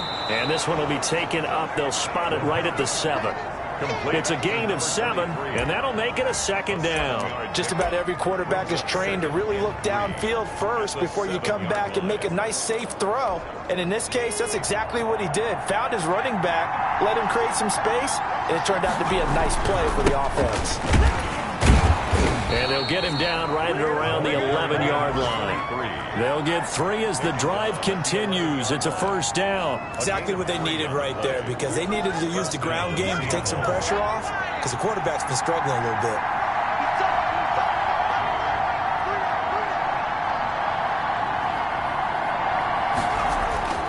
Throwing on 1st down. Byer. The quarterback is sacked. As I was watching the play unfold, my eyes immediately went to the referee because I wanted to see, was he going to put those two hands over his head, that universal signal for a safety? But it's at the 1 yard line. You know you're playing with fire when you get sacked that close to the goal line. To throw from his end zone. Bear throwing left side here, and it's complete. And he'll get it up a little shy of the 15. They'll spot him down at the 14-yard line. But it's third down.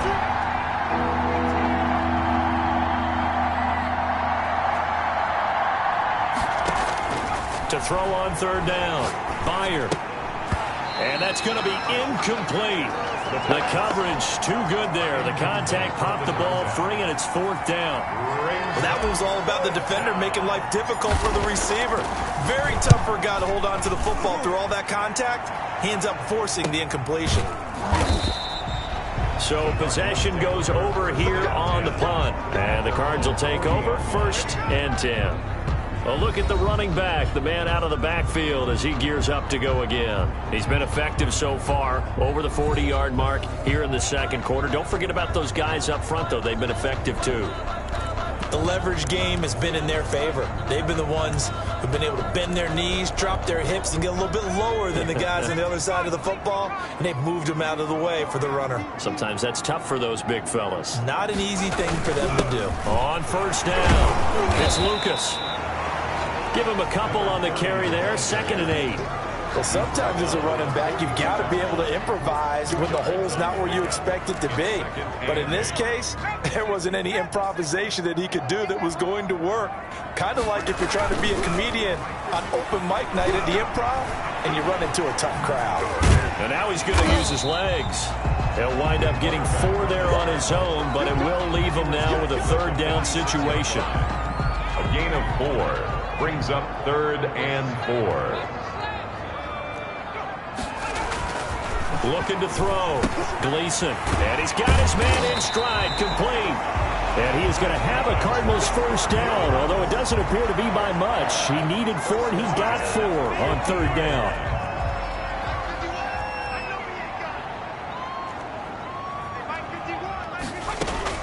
From the midfield stripe, they'll look to throw. He's going to hit his man out of the backfield. Complete. And he's able to take it across midfield before going out of bounds. They'll contain him to just 4. 2nd down. All defenses worry that whenever anyone catches the ball and has a head of steam come out of the backfield, it could turn into a big play with missed tackles or he runs through people. But they were right there waiting, and they stopped him for a minimal gain. And that'll be incomplete. Took a pretty good shot as he tried to pull that one in. Couldn't hang on, 3rd down. Normally being a big-bodied receiver plays to their advantage downfield. Go up and make the catch, take the hit, and pick up yardage. But in this case, the hit was timed really well and popped it free from his grasp. And he can only manage to get this to the 45-yard line. Well short of the first.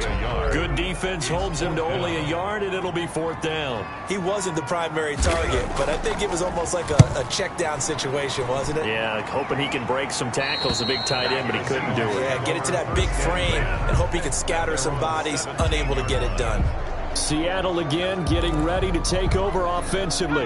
And it's only November, but the playoffs, we know how it works. They'll be here before you know it. If it ended today, they would be the #1 seed.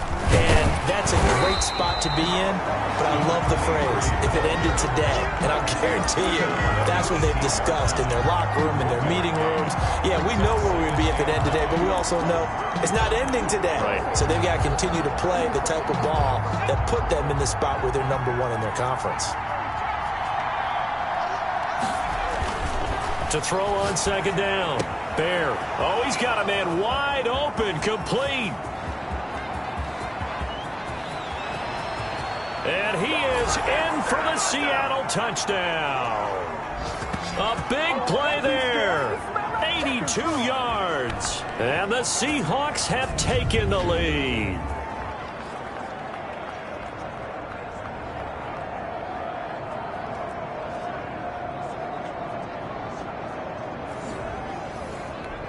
No going for 2. They'll kick the point after.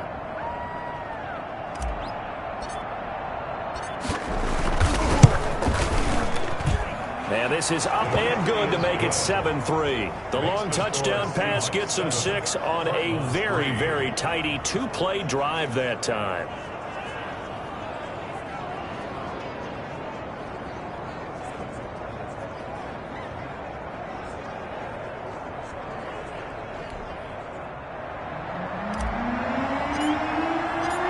Out is the kickoff unit as they run up and send this one away. The Cardinals take over 1st and 10 at their own 25-yard line. Arizona getting ready to go as they take the field. It's been very much a slow start for them. 3 drives and just the 3 points, CD. Yeah, if you're into the points per drive ratio, that answer is 1. And that's not going to get it done in a ball game. They've got to find a way to finish these drives in end zones, not having balls go through goalposts. And he gets this one just shy of the 40, down at the 39. On 1st and 10, Gleason. And he will not make it back to the line of scrimmage as he's going to be taken down. Cardinals got to go quickly, hustling to the line. And this one incomplete. Too much contact to hold on to that one, and it's 3rd down. An incomplete pass on that last play, and that means they'll need to come up with something here on 3rd down. From the gun, Gleason. Throw left side complete. That's Simpson. The Cardinals going to use the first of their timeouts as the stoppage will come with a little under a minute to go in this first half.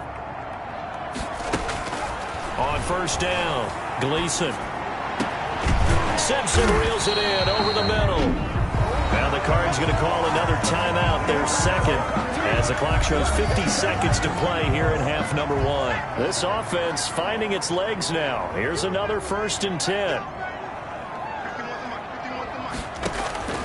Operating from the gun, Gleason. Dancing to his left. Now he'll pull it down. He'll get just a yard on the scramble. It's 2nd down. Yeah, not much there that time. And I think we were both wondering once he got out of the box whether he just throw the ball away and he winds up only picking up a yard or 2. And he's got it. Got his man on the end route. Complete.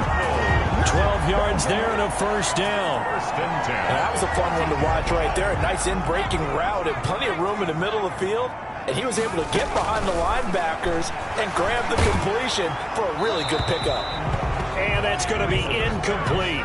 12 seconds left. An incomplete pass on 1st down. That leads to a 2nd and 10. To throw again. Gleason rolling to his left. And he'll get nothing out of that one. Now a timeout. 7 seconds left in the first half. It's been a pretty long drive. This will be play number 9. And they need 10 yards out of it on 3rd. From the gun, Gleason. Just what Seattle was hoping for. The coverage holds. And now 4th down. So with 1 second left in the half, on is the field goal unit. And this one is right through. And that will do it for this first half. So we've reached halftime here on a Thanksgiving night as we send you on out to our studio. And okay, so much for our halftime break. Apparently we're going to get right back to it.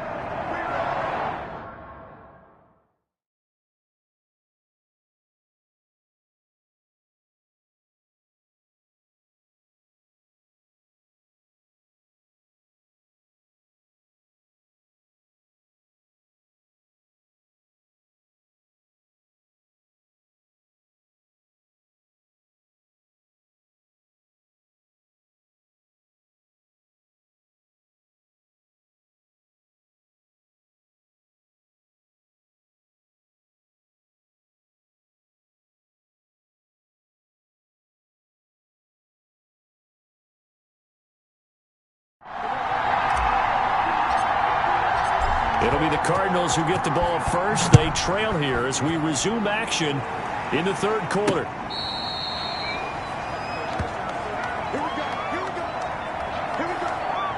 Now we get a peek at the captain of this offense heading back out there. What can they do now, Charles, to make sure this highlight montage doesn't continue to show more pressure and pressure and pressure? You feel like it always comes back to leverage, don't you? Who is going to win that battle of the offensive and defensive lines? Low man wins. We talk about that, but we think about it in a running game. Well, guess what? The same thing happens when you're trying to pass protect. Are you low? Are you balanced? Are you in a position where the pass rush won't bowl you over on their way back to the quarterback? They've got to reestablish that in order to try and keep their man upright. As they have been bowled over a lot so far in this one. And down he goes, but he takes it up to the 40. They may want to go back to that one. First play of the drive, good for 15 and a first down. That one definitely helps as they try to push the ball down the field here, trailing early in the third quarter. And even though they're trailing, not abandoning the running game. People may call it an adjustment. I think it's just much more sticking to what works for you and continuing to have faith in it. And the running game is starting to pay off. Here's a run on first down that doesn't accomplish anything. In fact, he's going to be tackled behind the line for a loss of 1. That was well played there defensively. 2 tight ends in the formation, which essentially gave them 7 blockers up front. Hard to imagine with all that size and beef that they could let a tackler through, but that's exactly what happened. A loss resulted. 2nd and 11.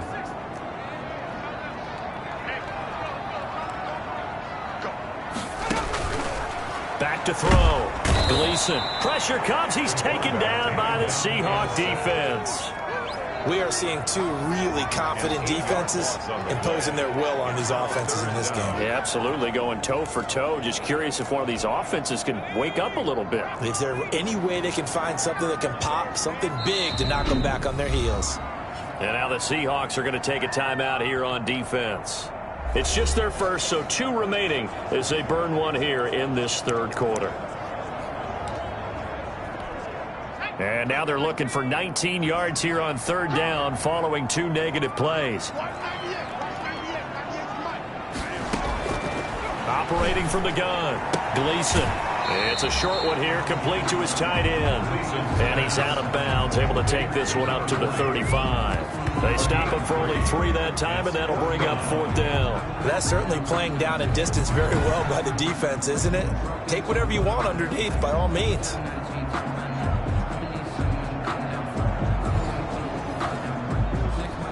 Here comes the Cardinals punter now, as he'll punt it away for the 2nd time.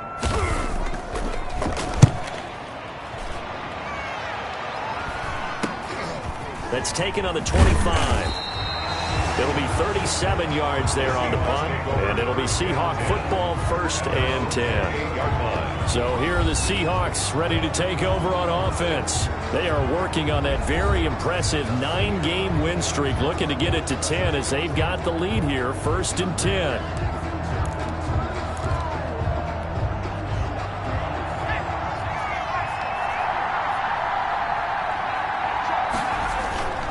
Throwing to start the drive.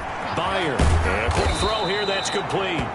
He'll be stopped at the 35, but not before he picks up 7 yards. It's a game. I always laugh when people say, what's the toughest route to defend? And I'm like, any of them, especially if it's a good receiver. That makes things very difficult. But when you're running a drag route, something short, shallow, going through defenders, using guys almost as screens in order to get open, that makes things tough for guys trying to get to the football. 15 yards on the play, 1st down. Sometimes it's hard to believe, but there are times this game is about patience, isn't it?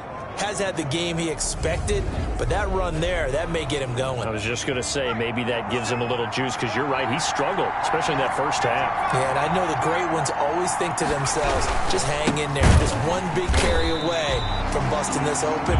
That's a good start for him. Call it a full 3 yards in the wrong direction there. Brings up 2nd down. I think it's pretty evident. We can say what a difference a week makes. Last week, he ran pretty much wild, didn't he? Did pretty much what he wanted to do. But this one, they've stopped him cold. That, to me, that's good scouting and even better execution. Yeah, and they stopped him behind the line right there. They obviously watched the tape a few times and made some adjustments. Now the 2nd down throw on target. And he's going to get this deep onto Arizona's side of the field. The catch and run pays off to the tune of 35 yards. The dynamic duo is doing damage in this one, and they've certainly been on point throughout. And they hook up again for another big play.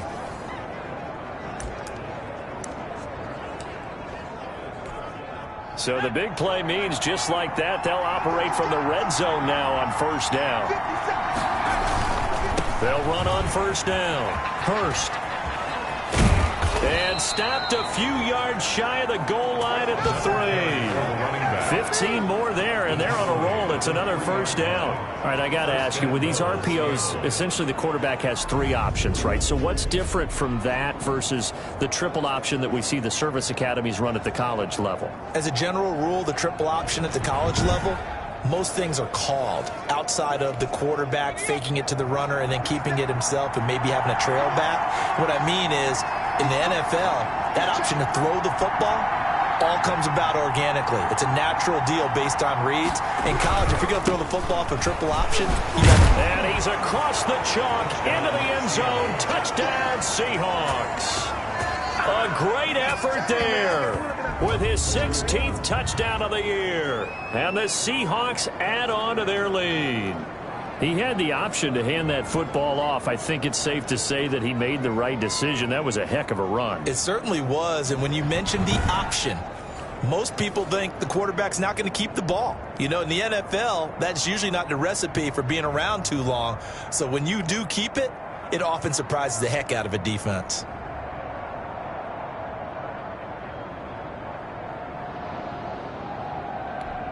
Extra point attempt to follow here.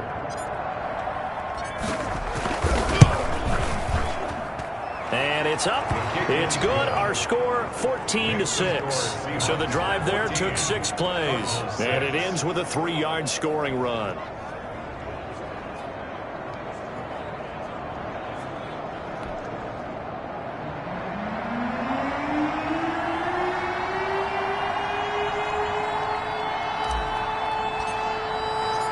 Set now to kick this one away, and off it goes.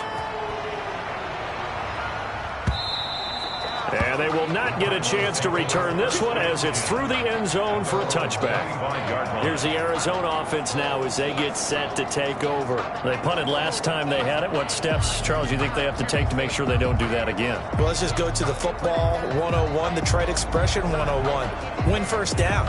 Make 5, 6, 7 yards on first down and make it a 2nd and 3, 2nd and manageable. Keep accumulating first downs that way. Keep moving the football. You don't want to get behind the sticks because then the defense has the advantage.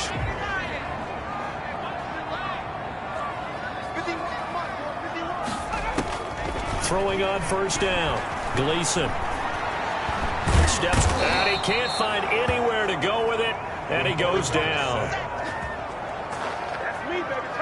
Tackle made back at the 20. My man, it's been a rough night for that offensive line, and it's only getting rougher. 5 sacks now that they've given up in this contest so far. It feels like the witching hour out here, doesn't it? Okay, stupid question. What's the witching hour? Yeah, the witching hour. That's when everything goes haywire late at night.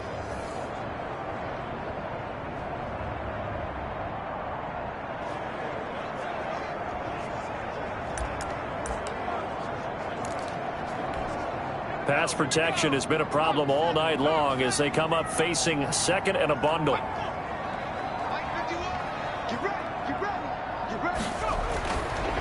Looking to throw. Gleason. Quick hitter here. It's complete.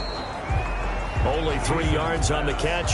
It's 3rd down. 88. They like going to him in the slot. He catches another one. I think this comes under the heading of until they stop him, why not go back to it? He has something going really well. Great working relationship with the guy throwing the ball, and they keep making the connection.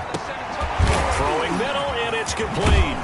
And they'll get it up just short of the 45 at the 44. That's good for 19 yards as they pick up the conversion on 3rd. That's a play that will likely be forgotten when you talk about big moments in this game. But plays like this are critical to keep drives going. And if points result, we'll call this play significant.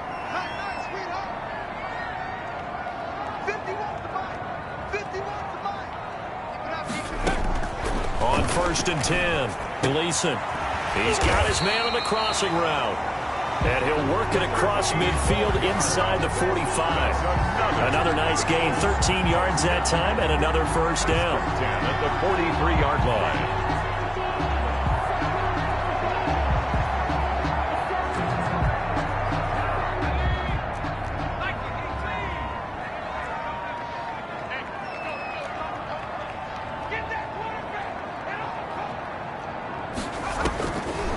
the gun.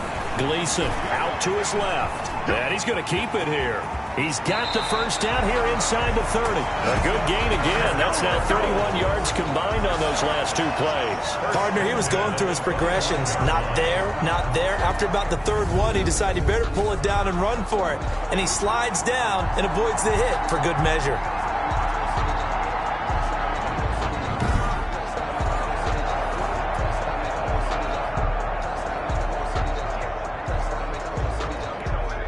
Under a minute to go in this third quarter as they come up 1st and 10.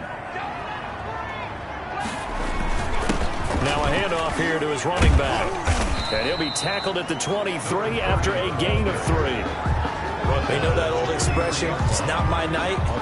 It hasn't been his so far. I don't know if the legs are a little bit heavy. Sometimes having to hang out all day and play doesn't exactly play to your advantage, but it's been a tough go for him. And every time he looks up, somebody's there defensively. That was the same case on that play.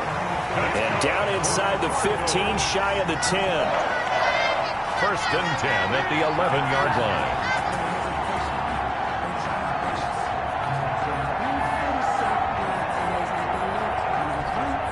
Now a 1st and 10 at the 11. We are headed to the 4th here on Thanksgiving night. We'll return with more after this break. You're watching the NFL on EA Sports.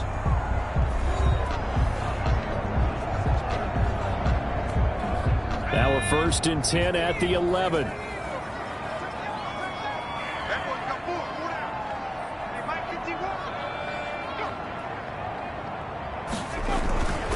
And he'll give it here to his running back. And he'll get this one down to about the 10-yard line. Just a yard on the first down carry, so it's 2nd and 9. A gain of a yard brings up 2nd and 9.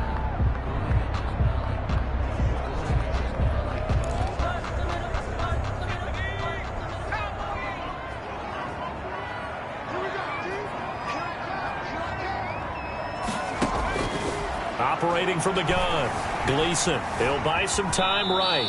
He'll wind up getting 4 there on his own, but it will leave him now with a 3rd down situation. He was able to get away earlier in the drive, but apparently all the time they put in practice finally came to the front, didn't it? They remembered their lessons and found a way to contain him when he took off on that one. That's incomplete, but there is a flag down, so hang on. A big call coming on 3rd down. Roughing the passer, defense. Well, when you're leading in the 4th quarter, that's not the penalty you want. Not at all, and now your discipline comes into question. Having poise this stage of the game, you can't have those kind of plays. So a critical mistake, roughing the passer. Now it's 1st and goal. They'll try to run this one in. And this will result in him losing yardage back to the 3. It's a loss of a yard there, and now 2nd down. I have to think that the wheels are really spinning in their play caller's mind now. That little setback there on 1st down. They'll have 3 more shots if that's what it takes, because they've got to take field goals out of their thought process. They need a touchdown and a conversion to tie this game. What play calls does he have on that sheet? So they're backed up to the 3-yard line, 2nd and goal. They'll keep it on the ground. Lucas. And he'll take this one in for the Arizona touchdown. A great play there. His 3rd touchdown now on the year. And now the Cardinals are within a 2-point conversion of tying up this game. I wonder if he changed anything on his play sheet, or they just executed better. Because they had 2 previous drives that ended in field goals. Before this one, they finally were able to put into the end zone. Well, whatever he did, speaking of the offensive coordinator, might be using that formula going forward. It worked there. Yeah, it works very well. He and his field general in pretty good sync right now. They're starting to move the ball well. And the failure to convert and tie the game, now the pressure shifts back to the defense. But I think it was the right play. I think it was the right call to try and tie the game there. Kick an extra point, you're still down 1. What's the sense? I like what they did. And this will not be returned. It'll come out to the 25. I think you'd have to say defensively, these guys are doing their job pretty well, right? Yeah, we talked about them holding them under 20 points, right, on defense. And they've done that. They've held them. The problem is their own offense hasn't answered their challenge, which was to score more. Yeah, exactly. I remember you saying magic number was right around 20, and the offense has been the issue. You're right. Both teams working on short rest, but this has been one of the better Thursday night games we've seen as they come up here on 1st and 10. Now the drive starts with a completion out to the right. He'll be dropped after a gain of about 6 across the 30 to the 31. Now after the completion, we're going to get a timeout, an injured player. We'll check on his status when we get back. They'll come up now 2nd and 4 from the 31. Going to give this time to the tailback. And brought down, but not before reaching the 45-yard line. He was brought down. Although his reputation as a speedy runner precedes him, it's always fun to watch him work. It is eye-opening, isn't it? Because when you see him get the ball and just go, in addition to that speed, it helps out his blockers. They don't have to hold blocks for long because he's just going to speed right past them.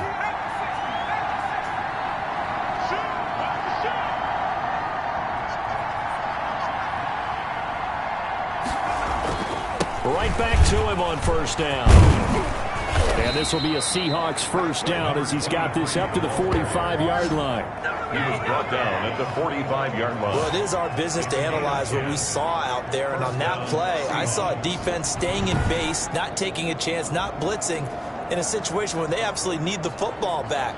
That's either a case of overthinking it or not thinking it through. If you do blitz, do you have to be careful about where you're coming from, or are you just coming from all angles? You have to be careful about where you're coming from, obviously. But at this stage, you have to take a few chances as well.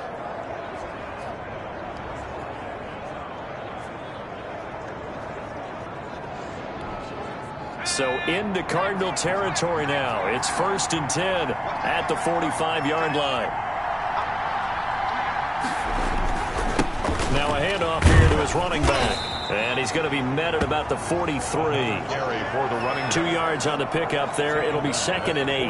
That's a good play by the guys on the defensive side of the ball. Held him to a gain of 2. And that changes the playbook a little bit now for the guy calling plays. 2nd and 8. Now he's got to probably think about going to the air instead of maybe staying with the ground game. Looking to throw on 2nd down. Bear eluding the pressure right. He's going to take off with it. And he'll go out of bounds after taking it a little further down inside the 40. He'll end up getting 5 out of that, but now they're looking at 3rd down. How about a tip of the cap to the defense? They're working against a very mobile quarterback, but all day long they've kept him under wraps. And on that play, they held him to a short gain.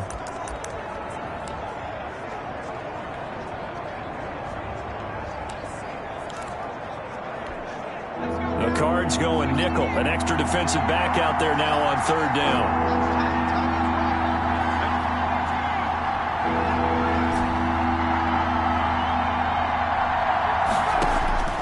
From the gun, Meyer. Finding his target, it's Ward. And he's going to be out down inside the 20 at the 15.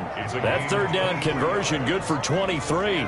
Tell you what, he's been able to put the ball in some tight spots all game long. That throw, no different. Yeah, a lot of people would call it a gutsy type of a throw. I think he looks at it as, I can do it, so it's not that big of a deal to me, and I'm going to keep firing.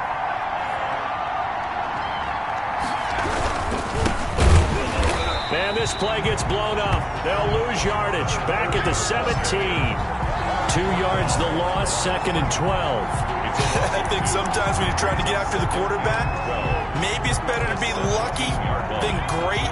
Because I think on that one, he's just trying to get upfield and rush the passer. Instead, the tackle for the loss landed right in his lap.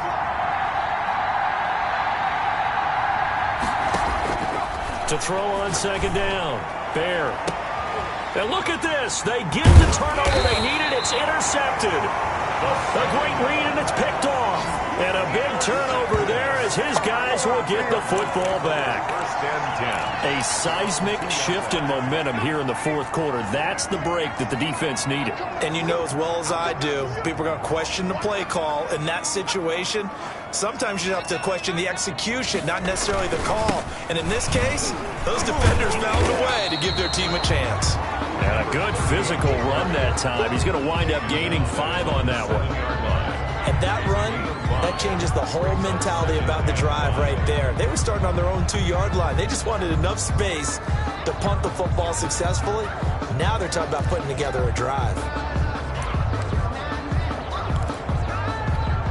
The first down run got 5. Here's 2nd and 5. Operating from the gun. Gleason. Oh, a ball batted in the air, and now it's intercepted. Picked off at the 11. And he will take this one home. It's a touchdown. So a dangerous pass over the middle into zone coverage, and it bit him hard.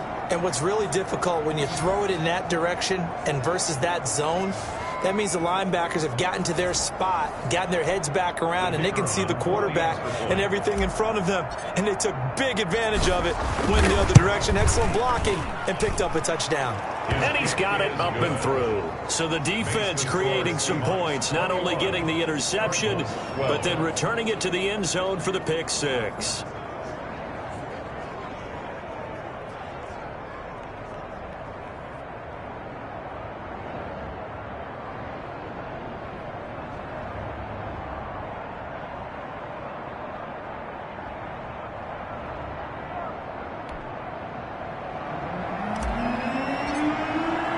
So they throw the pick 6. They'll get another shot at it now as this one's in the air. Taking it about the 1. And able to get this out to the 25. First and 10 at their own 25-yard line. The football going back over to Arizona now.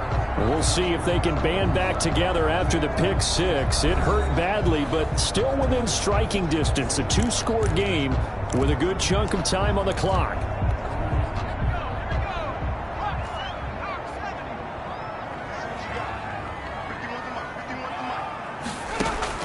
Throwing after the interception.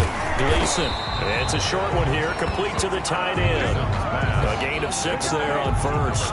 They'll come up now 2nd and 4 from the 31. A good start there on this fourth quarter drive. They need more of what we just saw. Down a couple of scores. There's still time. All right, it's now. And this is intercepted, and that should do it. Picked off near the 32. And he will take this one home. It's a touchdown. It goes without saying, but I'm going to say it anyway. That's a ball he would like to have back, and it lands right in the lap of the defender from there. He doesn't have very far to go before he gets to the end zone, and he got there in a hurry.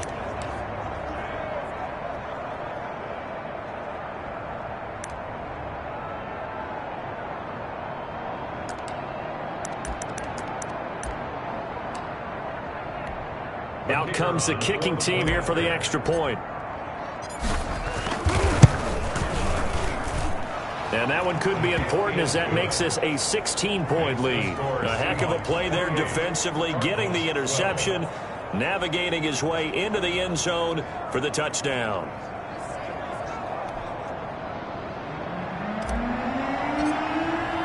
So they'll get another shot on offense following that pick 6, and now the kick is away. Taking it about the 1. And he'll take it a yard or so past the 20, call it the 21. At their own 21-yard line. The Seattle defense getting set to go.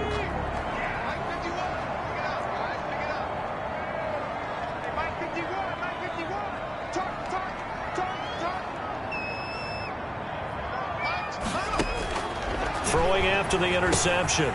Gleason. It's a short one here, complete to his tight end. 3 yards the gain there, 2nd down. You got the big lead defensively. Willing to give him that underneath stuff, right? And this is why you work on your tackling. Tackle him after the catch, inbounds, keep the clock running. Just go ahead and bleed the game out that way. 2 minutes left to play in this football game here on EA Sports. So the Cardinals, they've got the football here as we get you reset. And let's see what they've come up with offensively after having time to talk it over. Looking to throw on second down. Gleason.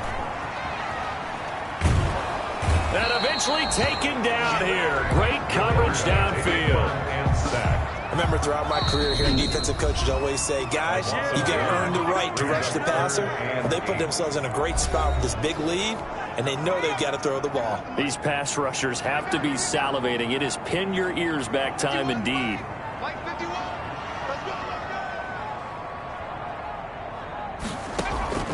On third down, Gleason looking middle, and that's complete. That's good. And he is going to have a Cardinals first down as they're able to get the third down conversion. 15 yards that time, and the Cardinals move the chains. Going to throw right side here, complete. Cardinals got to go quickly, hustling to the line. Firing quickly here, and that's complete. And he'll get it down to the 47 here. On first down, Gleason. Well, that's now 4 completions in a row. A good bounce back following the interception last drive. Certainly not letting it affect him, that's for sure. And we all know interceptions are going to happen. So the big trick, don't let it affect you going forward. Most of the good quarterbacks, they just tell the ball boy, get that one out of the rotation, give me a fresh ball, and let's go. He's got his offense moving again.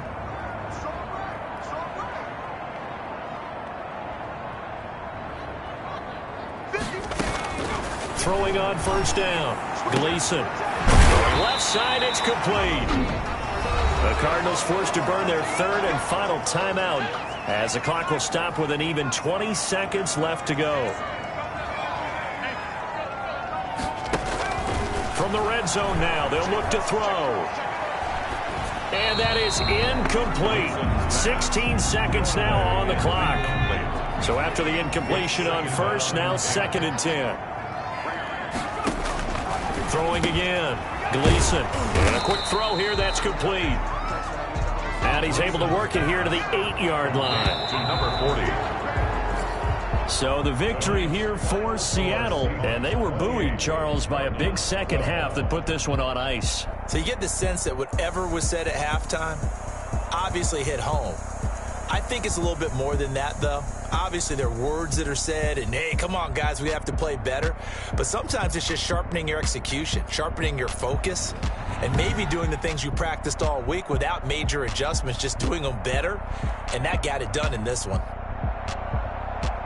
So for the Seahawks, they get win number 10 on the year as they move to 10-1. And now they'll have a few extra days here before they face Indianapolis next week.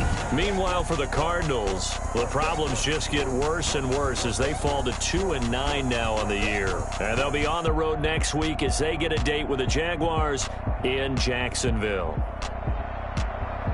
I'm Brandon Gaudin. Certainly have to thank Charles Davis, my broadcast partner, and our entire crew. We'll catch you next time right here. It's the NFL on EA Sports.